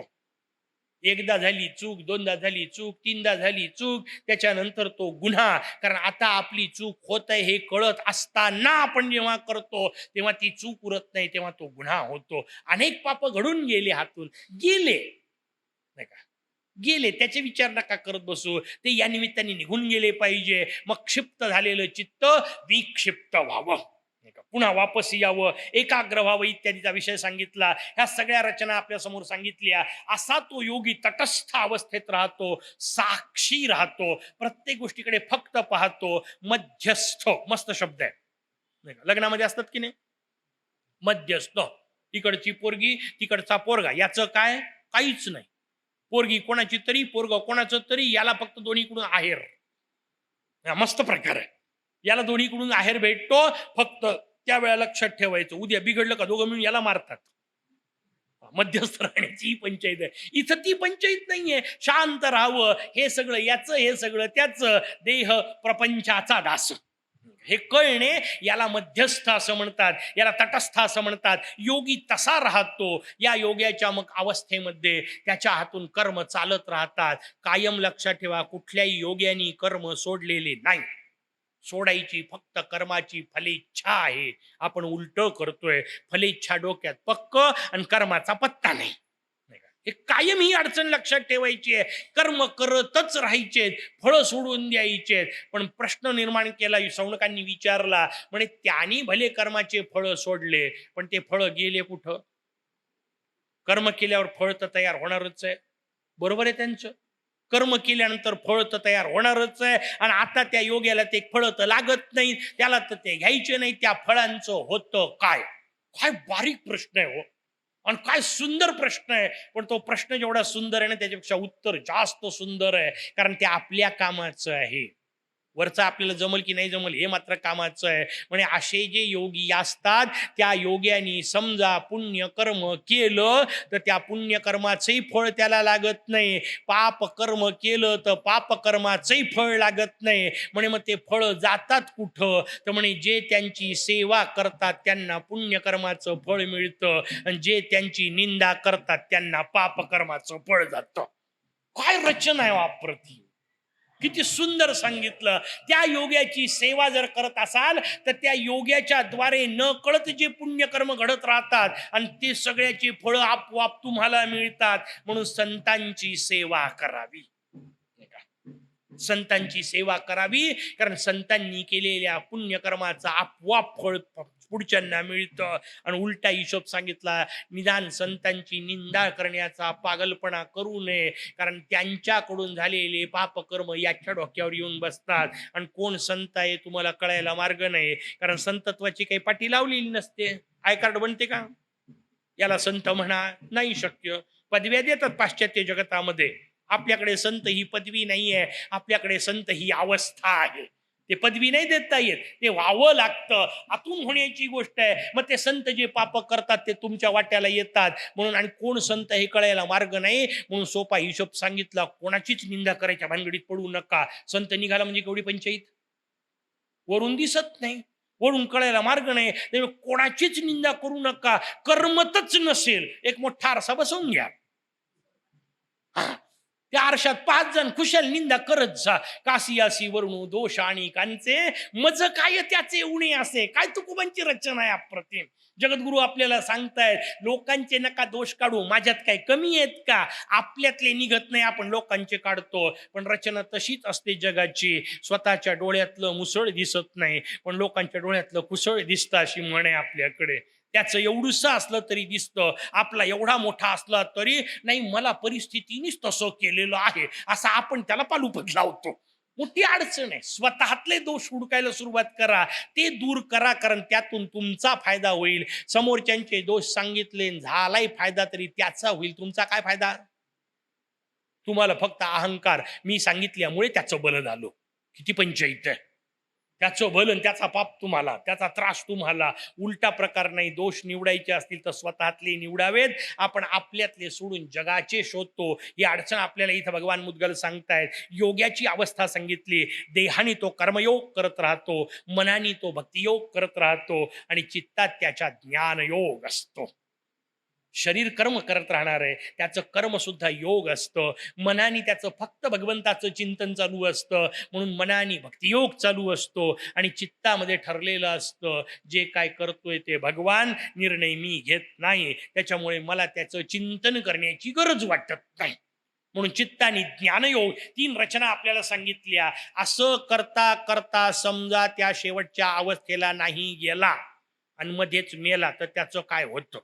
पुढचा प्रश्न विचारला, त्याला सुंदर शब्द वापरला आपल्याकडे शास्त्राने, योग भ्रष्ट.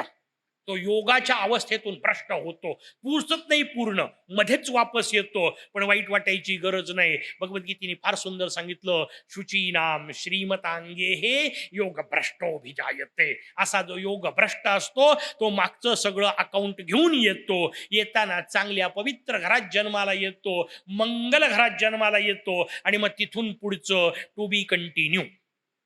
ते फार मस्त आहे. काय सोय करून दिली हो तुम्हाला. याचा अर्थ समजा आत्ता वाचलं, मुद्गल समजून घेतलं आणि नाही पोचले, वाया गेलं का? त्याचं उत्तर आहे नाही. पुढच्या जन्मी जेव्हा याल तेव्हा आधीपासूनच समजायला सुरुवात होईल. किती मस्त आहे. आणि मग अनेकदा असं होतं, अनेकांचं होतं, जसं माऊलींचं झालं, बालपणीच त्याती नाही का, सगळ्या गोष्टी त्याला गुण वर्णन करतात, लहानपणीच मिळतात. का? कारण ते मागचं सगळं घेऊन आले होते, अकाउंट सगळं तयार होतं. आता फक्त शेवटचा जो विषय राहिला होता तेवढा केला आणि पुन्हा वापस गेले, तेवढ्या पुरता विषय. मग आनंदाने आले आणि आनंदाने गेले. नाही का? येता नाही आनंदात, वास्तविक सगळ्या दुःखाच्या परिस्थितीत आले आणि केवढ्या आनंदात गेले. सगळ्या संतांच्या जीवनामधली आपण रचना पहा, ती रचना इथं समजून घ्यायची आहे. योग भ्रष्ट होतो, समजा चुकून असा झाला तरी वापस येतो. का? कारण त्यात आता आसक्त होत नाही, स्वतःच्या भ्रमामध्ये तो अडकत नाही. अशा अवस्थेमधला योग भ्रष्ट परत येतो. वापस आला तरी आपल्या अवस्थेपर्यंत येऊन पोहोचला नाही. योग भ्रष्ट ज्या जीव अवस्थेपर्यंत येऊन पोहोचलो, इथून आपल्याला अज्ञानाचा क्रमविकास करायचा आहे. म्हणून पुढे आपल्याला अज्ञानाच्या क्रमविकासाचा हिशोब सांगितला. शमदम इत्यादी वापरत पूर्वकर्मानुसार आपलं कार्य चालवायचंय आणि गणेश स्मरण करत करत करायचंय हे सगळं कर्म. मग गणेश स्मरण कसं करायचं त्यांनी सांगितला, फार सुंदर विषय, त्याला विभूती योग असं म्हटलं. पुढची रचना आपल्याला सांगतायत, भगवंताचं स्मरण करावं. भगवंतानी नाना प्रकार सांगितले, याच्यामध्ये मी हे, त्याच्यामध्ये मी ते. म्हणजे महिन्यांचा विषय केला तर श्रावण म्हणजे मी, नक्षत्रांचा विचार केला तर चंद्र म्हणजे मी, तेजस्वींचा विचार केला तर सूर्य म्हणजे मी, ही पर्वतांचा विचार केला तर हिमालय म्हणजे मी, गंगेचा विचार केला तर ब्रह्मकमंडलू म्हणजे मी, क्षेत्राचा विचार केला तर मयुरेश्वर म्हणजे मी. बाकीचे जाऊ दे मधले सगळे सगळे पाठ करायचे, वाचून काढा आरामशीर अध्याय. काही तर काम आपल्याला उरलं पाहिजे की होमवर्क. घरी जाऊन सगळा विभूती योग वाचून काढा. सगळ्या चांगल्या चांगल्या चांगल्या चांगल्या गोष्टी ज्या आहेत त्याला भगवंतानी आपलं स्वतःचं विभूतिमत्व म्हणून सांगितलं. आपल्यासाठी पाक किती गोष्टी एकत्र आल्या आहेत. भगवान म्हणतात, क्षेत्रामध्ये मयुरेश्वर क्षेत्र म्हणजे मी, नदी म्हणजे ब्रह्मकमंडलू म्हणजे मी, तीर्थामध्ये गणेश कुंड म्हणजे मी, सगळ्या सूक्तांमध्ये ब्रह्मणस्पती सूक्त म्हणजे मी, सगळ्या पुराणांमध्ये मुद्गल पुराण म्हणजे मी. आणि हे सगळं जिथं एकत्र येतं, मला सांगा, इतक्या विभूतीत जर भगवान एकत्र आला तर आपली विभूती शुद्ध व्हायला पाहिजे की नाही. हे सगळं भगवंताने आपल्याला एकत्र दिलं. कोटी कोटी जन्माचं आपलं पुण्य एकत्र आलंय. पहिल्या दिवशी म्हटलं तसं आपल्याला मोरगावात बसून मुद्गल ऐकावं वाटतंय. पुण्य लागतं, भाग्य लागतं. ऐकण्याची इच्छा होणे हेच पुण्य आहे, लक्षात घ्या. होतच नाही इच्छा, आणि झाली इच्छा तरी नाना प्रकारे पुन्हा संसारामध्ये जीव अडकतो, त्या त्या गोष्टींच्या मागे लागतो. मुद्गलापेक्षा बाकीच्या गोष्टी महत्वाच्या वाटायला लागतात. ही पंचायत आहे, तिला माया असं म्हणतात, नाही का. म्हणून आपल्या समोर विभूती योग सांगितला आणि मग शेवटी सांगितलं, यद यद श्रेष्ठतमम लोके सा विभूतीर निबोधमे. एका शब्दात जाऊ द्या, बाकी काही सांगायची गरज नाही. जगात जे जे काय चांगलं आहे त्याला तू माझी विभूती समज. वाक्याचा अर्थ तेवढंच पाहत राहा. वाक्याचा अर्थ चांगलं पाहत राहा. कशाला वाईट पाहतोयस? चांगलं पाहायला वेळ नाही. मार सुंदर संदेश माझ्या याच्यावर आला होता, ये जिंदगी प्यार के लिए कम है, ना जाने लोग नफरत के लिए कहां से समय ढूंढते हैं. अरे प्रेमाला वेळ नाहीये, जीवनामध्ये चांगल्या गोष्टी करायला वेळ नाहीये, वाईट गोष्टीला वेळ काढतात कुठून कोणाला माहिती, पण त्याचं उत्तर आहे काढतात कारण त्याच्यातच असतात. नाही का? मोठी अडचण आहे. काही मेल्यानंतर नरकात जाणार नाहीये. एक माणूस होता पाश्चात्य जगतातला आहे. नाना प्रकारचे पाप केले. कशाला वर्णन करत बसायचं? जेवढे करता येतील तेवढे सगळे पाप केले, जेवढे करता येतील तेवढे सगळे व्यसनं केले, त्याच्या पायी होतील तेवढे रोग त्याला झाले. नाना प्रकारचे रोग झाले, सगळ्या अंगाला छिद्र पडले, त्याच्यातून अक्षरशः रक्त पू वाहतोय, वास फिरतोय, अंगावर माशा बसलेल्या आहेत, अत्यंत दुर्गंध सगळ्या अंगाला आहे. बायका पोरांनी फेकून दिलं घराच्या बाहेर. अशा अवस्थेतला कसा बसा त्या चर्चमध्ये जाऊन पोहोचला, पाश्चात्य जगतातली कथा असल्यामुळे. आणि चर्चमध्ये जाऊन त्यांनी फादरला विचारलं, father can I go to the hell? नरकात जाईल का? हेल म्हणजे नरक. Can I go to the hell? तर फादर आतून म्हणे नो. याला मोठं आश्चर्य वाटलं. म्हणजे एवढे सगळे पाप केले, एवढे सगळे त्रास घेतले, नाही का, सगळ्या प्रकारच्या वाईट गोष्टी केल्या, आणि फादर चक्क सांगतोय नो. म्हणे व्हाय? फादरने आतून फार सुंदर उत्तर दिलं. म्हणे बेटा, because you are already in it. आता आणखीन काय नरकात जाणार? इथंच नरकात आहेस तू, तिथं जाऊन काही वेगळं नाहीये. ज्याला जीवनात इथं सुखाच्या साधनांसह सुखी होता येत नाही, तोच नरकात. त्याच्या घराचं नाव तुम्ही भले स्वानंद ठेवा, बाहेर पाठी यमपुरीचीच आहे.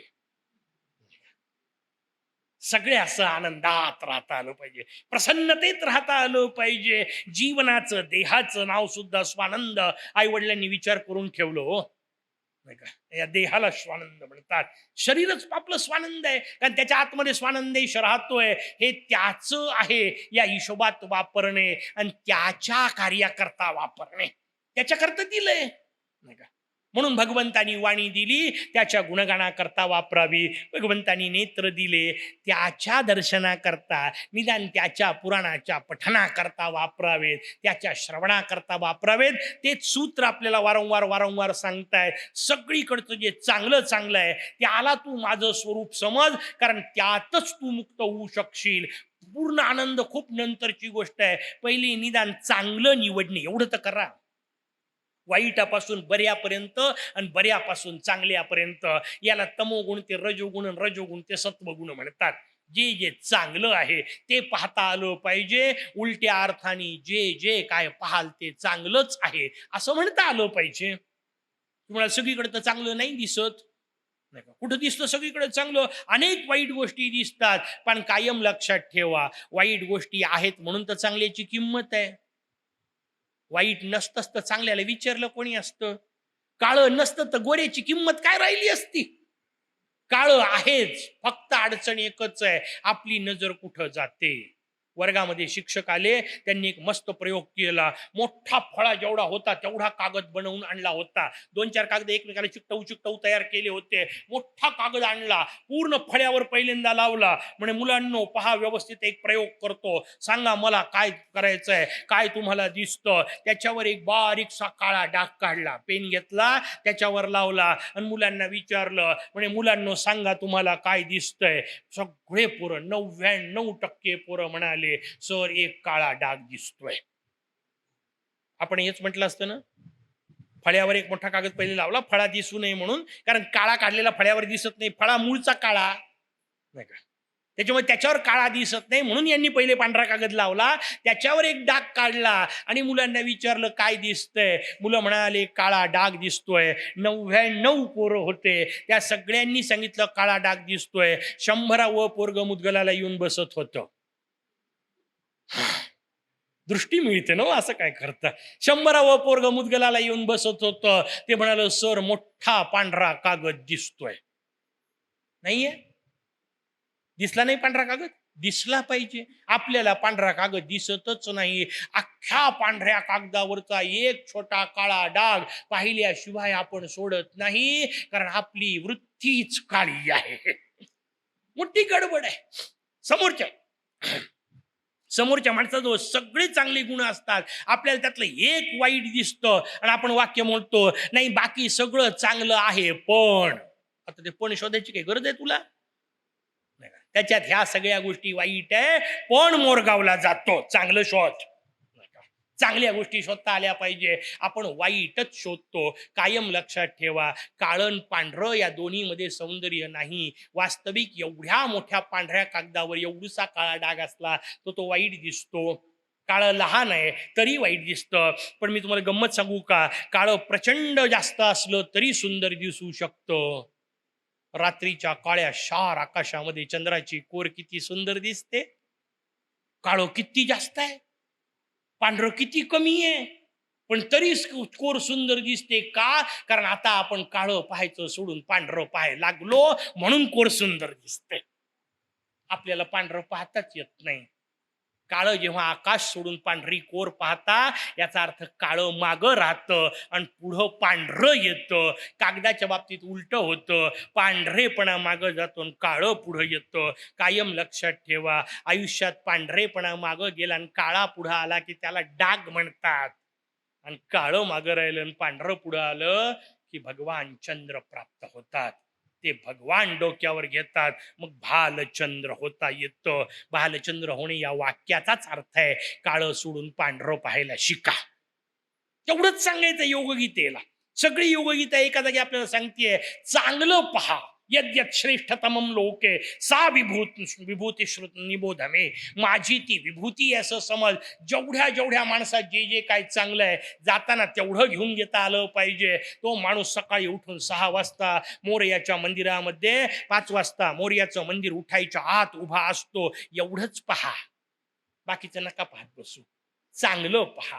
उरलेला आपण वाईट पाहत बसतो, मग सगळं चांगलं बाजूला पडतं. वाईटाचं चिंतन केलेला माणूस कधीही चांगला होऊ शकत नाही. आलटून पालटून ते आपल्याला सांगितलं. आणि मग तत्वांचा हिशोब सांगितला. या तत्वांच्या हिशोबात मागे मागे जायला सांगितलं. पृथ्वी तत्वापर्यंत येऊन पोहोचलो. वाईट पाहणे या वाक्याचा अर्थ जड पाहणे, आणि जगातलं सगळ्यात जड तत्वापर्यंत आपण येऊन पोहोचलोय, त्याला पृथ्वी असं म्हणतात. म्हणून तर ती काळी आहे, कुठं गोरी आहे. काळेपणा तिच्यात जास्त आहे, कारण सगळे पाषाण काळे आहेत. जे काळे असतात ते पाषाणच असतात. मग आता पाषाणाला सुधरवायचं असेल तर शेंदूर लावा, त्याचा देव होतो. सांगितला होता हिशोब. शेंदूर काय लावायचा, त्याचं उत्तर आहे मुद्गलाचं पारायण. हे त्या पाषाणाला शेंदूर लावण्याचे उद्योग आहेत. आपला पाषाण काळा नाही ठेवायचा आहे, त्याला आता मोरयाच्या रंगात रंगवायचा आहे. एकदा मोरयाच्या रंगात रंगला की मग आनंदाचा विषय होतो. तो विषय आपल्याला सांगितला, तत्व पृथ्वी तत्व. पृथ्वी तत्वातून पलीकडे जायचंय आपतत्वापर्यंत. आपतत्वातून वायू तत्वापर्यंत, वायू तत्वातून आकाश, आकाशापर्यंत, त्याच्या मागे जाऊन आकाशाचे गुण. कारण आकाश चालतं कशाच्या भरोशावर? गुणांचं. गंधाच्या भरोशावर पृथ्वी चालते. ते रसाच्या भरोशावर जलतत्व चालत असतं. कारण निर्मिती आपण सांगितली होती दुसऱ्या खंडामध्ये. पहिल्यांदा गुण निर्माण होतात, मग त्या गुणांनी त्याचा पदार्थ निर्माण होतो. सगळ्या आकाशापर्यंत जायचं. आकाशाच्या मागे आकाशाचा गुण कोणता? शब्द. नाही का? शब्द हा आकाशाचा गुण आहे. म्हणून पहिल्यांदा हिशोब काय सांगितला? ही सगळी रचना आपल्याला अथर्व शीर्षातून ऐकून माहिती आहे. म्हणून त्वम भूमिरापो नलो नीलो नभाहा त्वम चत्वारी वाक्पदानी. 4ही प्रकारच्या वाणींचं तू पद म्हणजे आधार आहे. आपण पायाच्या आधारावर उभे असतो ना, पद म्हणजे आधार. या 4ही वाणींचा आधार काय? त्याचं उत्तर आहे शब्द. मी इथून बोलतो, तुमच्यापर्यंत ऐकू येतंय, कारण मध्ये आकाश तत्व आहे म्हणून. आकाश तत्व आहे म्हणून ऐकू जातं. हे आकाश तत्व जर खंडित करता आलं किंवा निदान बंदिस्त करता आलं तर माझा आवाज तुम्हाला पोहोचणार नाही. म्हणा आकाश तत्व कसं बंदिस्त करायचं? त्याचं उत्तर आहे, या भिंतीपासून त्या भिंतीपर्यंत मध्ये एक काच लावा. आडवा जर काच लावला तर काच हा पृथ्वी तत्वाचा आहे, म्हणून काचातून पलीकडं आवाज जात नाही. काचातून आवाज ऐकला का? पण लोक करतात प्रयोग, नाही माहिती. ते तिथं समोर उभे राहून पहा, मोर्याच्या दाराच्या त्या मूषकाला पूर्ण काचेचं कपाट केलंय, त्या काचेवरून बाहेरून सांगतायत. परवा मी मोबाईलचा मूषक सांगितला होता, त्या काचेला तोंड लावतात आणि तिथं सांगतात. बरं, सांगणारे ग्रॅज्युएट आहेत, मूर्ख नाहीत. त्या ग्रॅज्युएटला हे कळत नाही का काचातून आवाज जात नाही? मूषकापर्यंत पोहोचल कसा? आणि मूषकापर्यंतच नाही पोहोचला, मोर्यापर्यंत पोहोचण्याची शक्यताच नाहीये, पण तरी करत राहतात. यालाच भ्रम म्हणतात, यालाच माया म्हणतात, याला प्राज्ञ म्हणतात. नाही का? प्रकर्षाने आज्ञ. पण माणसाची विचित्र अवस्था, काचेतून पलीकडे आवाज जाणार नाही, कारण शब्द नावाचं तत्व मध्ये उरत नाही, ते शब्द तत्व खंडित होतं. म्हणून त्वम गुणत्रय. मग पुढचा हिशोब, ते सगळे कशावर चालतात? तन्मात्रा गुणांच्या भरोशावर. म्हणून त्वम गुणत्रयात इतहा. आणि मग गुणांच्या पलीकडे काय? 3 गुणांची एकत्रित अवस्था. म्हणून तिला म्हटलं मूलमाया. म्हणून ती मूलमाया, तिच्या आत तू राहतो. म्हणून त्वम मूलाधार स्थितोसी नित्यम. त्या मूळ मायेच्या आत, इथपासून म्हणजे पृथ्वी तत्वापासून त्या मूळ मायेपर्यंत सगळं आपलं जे स्वरूप, ज्याच्या भरोशावर आपण सगळे आहोत, याला त्वम असं म्हणतात.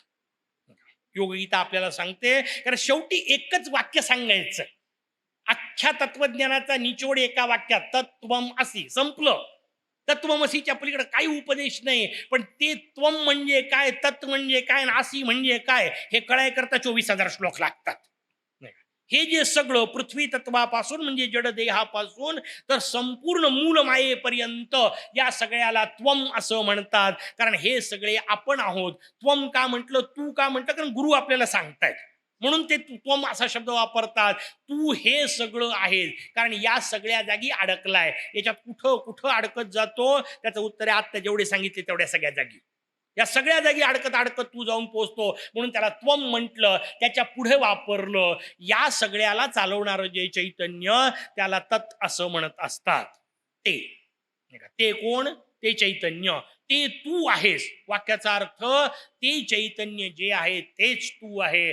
फक्त एकच अडचण आहे, त्या चैतन्याला आपण चैतन्य आहे हे कळतं, आपल्याला कळत नाही.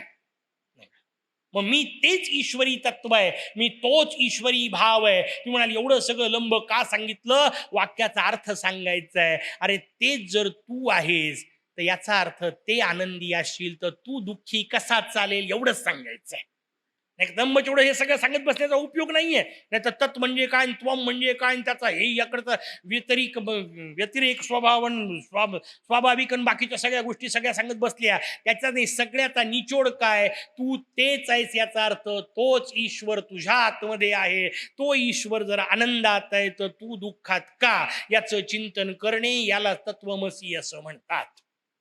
आणि का दुःखात आहे? त्याचं उत्तर आहे, दुःख बाहेरून आलेलं नाहीये, ते माझं मीच तयार केलेलं आहे. त्यालाच कमळ म्हटलं. आपण समजावून सांगितलं होतं. तसं मी माझ्याच स्वतःच्या हाताने स्वतःच्या दुःखाच्या सोयी निर्माण करत राहतो आणि त्याला स्वतःची बुद्धिमत्ता म्हणत राहतो.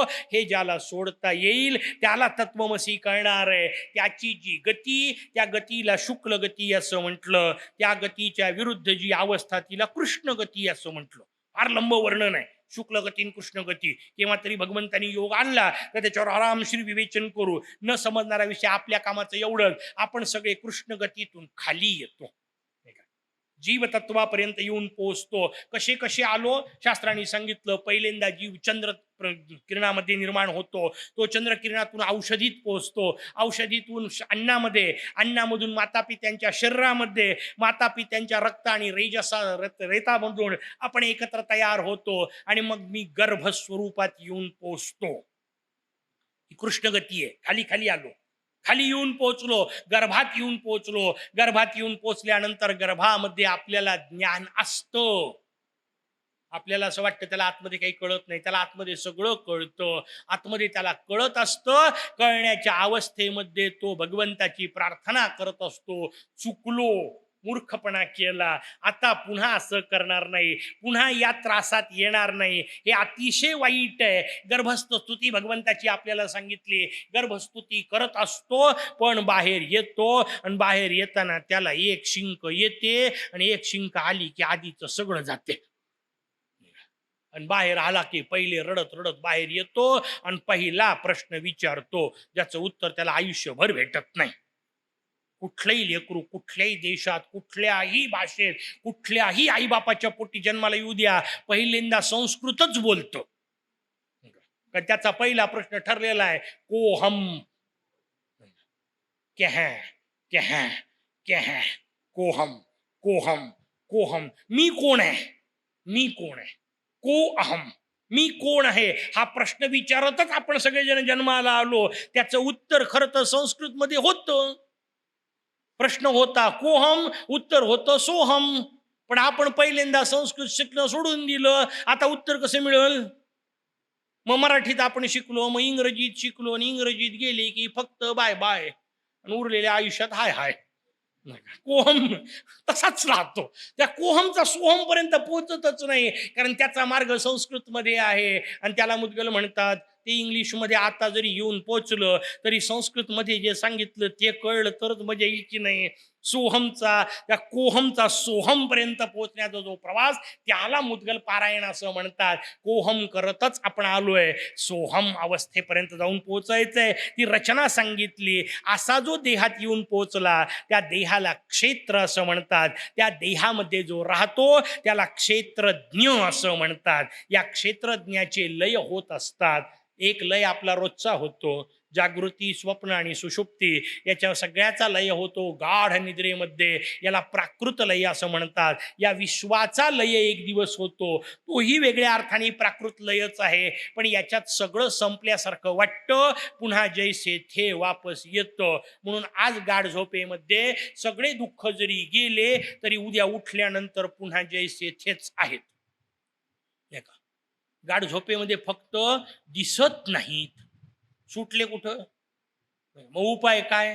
उपाय सोडायचे आहेत. सुटतील कसे? त्याच्याकरता आपल्याला सांगितलेला हिशोब तिसरा लय, त्याला सारस्वत लय असा सुंदर शब्द आपल्याला मुद्गलांनी दिला. सारस्वत याचा अर्थ सरस्वतीच्या द्वारे लय, बुद्धीच्या द्वारे लय करायचं आहे. की अरे हे सगळं जाणारं खराबच आहे, हे समजून घेणे आणि शांतपणे सोडून देणे. सोडून देणे याचा अर्थ त्याच्यातून बाहेर जायचं नाही, होडी पाण्यातच, नाही का? पाणी फक्त होडीतलं बाहेर काढून टाकायचं, मस्त होडीत बसून राहायचं. होडी तरंगत राहते, तिच्या तरंगण्याचा आनंद घेणे याला संसार म्हणतात. ती रचना आपल्याला सांगितली. आणि मग त्याकरता 4 प्रकारे भक्तीच करावी असं सांगितलं.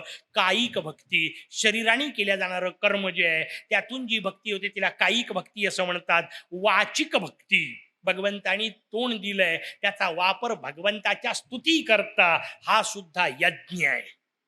सकाळी एक केला आपण यज्ञ, नाही का? प्रत्यक्ष आहुती देणे, शरीराने उचललेल्या संविधान आहुती दिल्या, तो एक यज्ञ. आता सध्या चालू आहे तोही यज्ञ. तुम्ही म्हणाल कशावरून? माऊली नाही म्हणत का, येणे वाघ यज्ञे तोषावे, हा वाणीचा यज्ञ आहे. इथं आहुती कोणत्या मी वापरतोय ते शब्दच आहुती, आणि तुमचं कान हेच यज्ञ कुंड.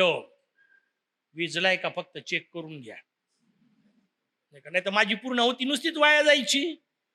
तूप सगळं तसंच राहायचं. विजला जर असेल तर फक्त धूरच निघतो, ज्वाला निघत नाहीत. आणि धूर निघणं हा काही उपाय नाही, त्याला पेटलेला असला पाहिजे. प्रज्वलित अग्नीवर जेव्हा तूप येऊन पडतं तेव्हाच त्या तुपाचा उपयोग होत असतो. आपला अग्नी प्रज्वलित असला पाहिजे. त्याची रचना सांगितली वाचिक यज्ञ. तिसरा सांगितला मानसिक यज्ञ, मी जे जे काही चिंतन करतोय ते भगवंता तुझं आहे. आणि चौथं सांगितलं सांसर्गिक भक्ती, फार सुंदर भक्ती जी तुमच्या सगळ्यांच्या सोबत मला करता आली. सांसर्गिक याचा अर्थ सोबतीने केल्या जाणारी गणपत्यांचा संघ दे रे मज सदा.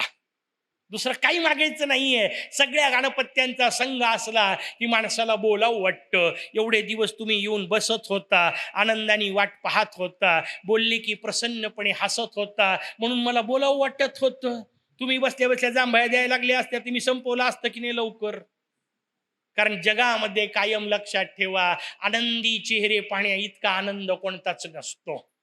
आणि तेवढे सगळे चेहरे आपल्यामुळे आनंदी असतील तर त्या आनंदाला पारावार नसतो. म्हणून वर बसलेला माणूस किती सुखी, किती भाग्यशाली, मला एवढे चेहरे हसताना दिसतायत, काय भाग्य आहे माझं, कारण एवढे चेहरे प्रसन्न आहे. आणि सांगितलं मी आपल्याला, जिथं जिथं प्रसन्नता आहे तिथं माझा मोरया आहे.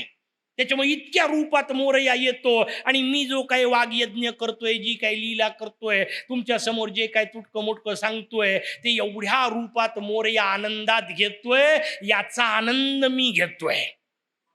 किती मस्त रचना आहे. आपल्याला सांगितलं सांसर्गिक गणपत्यांचा संघ. गेली 20 दिवस मी हे सुख भोगतोय, 2 बाजूला 2 गणपत्य घेऊन बसतोय.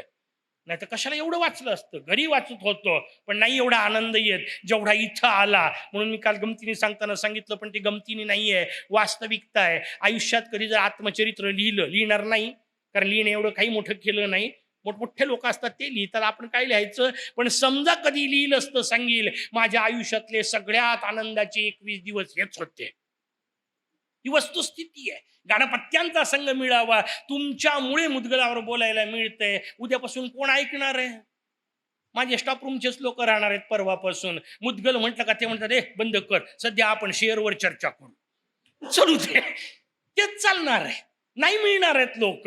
तुमच्यासारखे लोक मिळाले, मागच्या जन्मीचं पुण्य माझं. सांसर्गिक भक्ती सांगितली, आपल्या सगळ्यांच्या माध्यमातून भक्ती करायला मिळाली, याचा आनंद आपल्या समोर ठेवतो. हे सगळं भगवंतांच्या मुक्तीचा मार्ग भगवंतांनी सांगितला.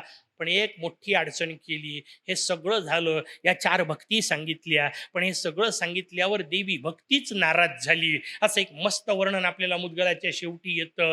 ती भक्ती म्हणते, तुम्ही हे सगळं सांगून ठेवलं, सगळं ज्ञान दिलं, आता माझं काय? माझं तर कामच संपलं. ज्यांना ज्यांना मुदगल कळेल आणि ज्यांना ज्यांना मुदगल समजेल ते तर डायरेक्ट मुक्तीचा पासपोर्ट त्यांना मिळाला. जीवनात माझं स्थान काय? तिने मोठी तपश्चर्या केली आणि भगवंतांनी त्या भक्तीला आशीर्वाद देण्याकरता एक मजेदार गोष्ट केली. त्यांनी एक विकल्प नावाची गोष्ट तयार केली. तो जगामध्ये सोडून दिला. का? तो विकल्प आपल्या डोक्यात येतो. हे एवढं यांनी सांगितलं तर खरी 20 दिवस, पण असं खरंच असेल का? गेलो मातीत. एका वाक्यात ही शंका येते, असं खरंच होत असेल का? असं म्हटलं की संपलं. आणि तसंच आपलं होतं. ते तर पहिल्याच दिवशी सांगितलं होतं. त्यांना सांगायला काय लागते, आमचं आम्हाला माहिती. याला विकल्पासुर असं म्हणतात. हा विकल्पासुर आपल्याला न छळो एवढीच मुदगलांना प्रार्थना करायची. आजच्या दिवशी थांबायचं. इथं वर्णनाचा भाग आला. आतमधला क्रमविकासाचा विषय जो आहे तो आपण उद्या पाहू. तोपर्यंत जय गजानन.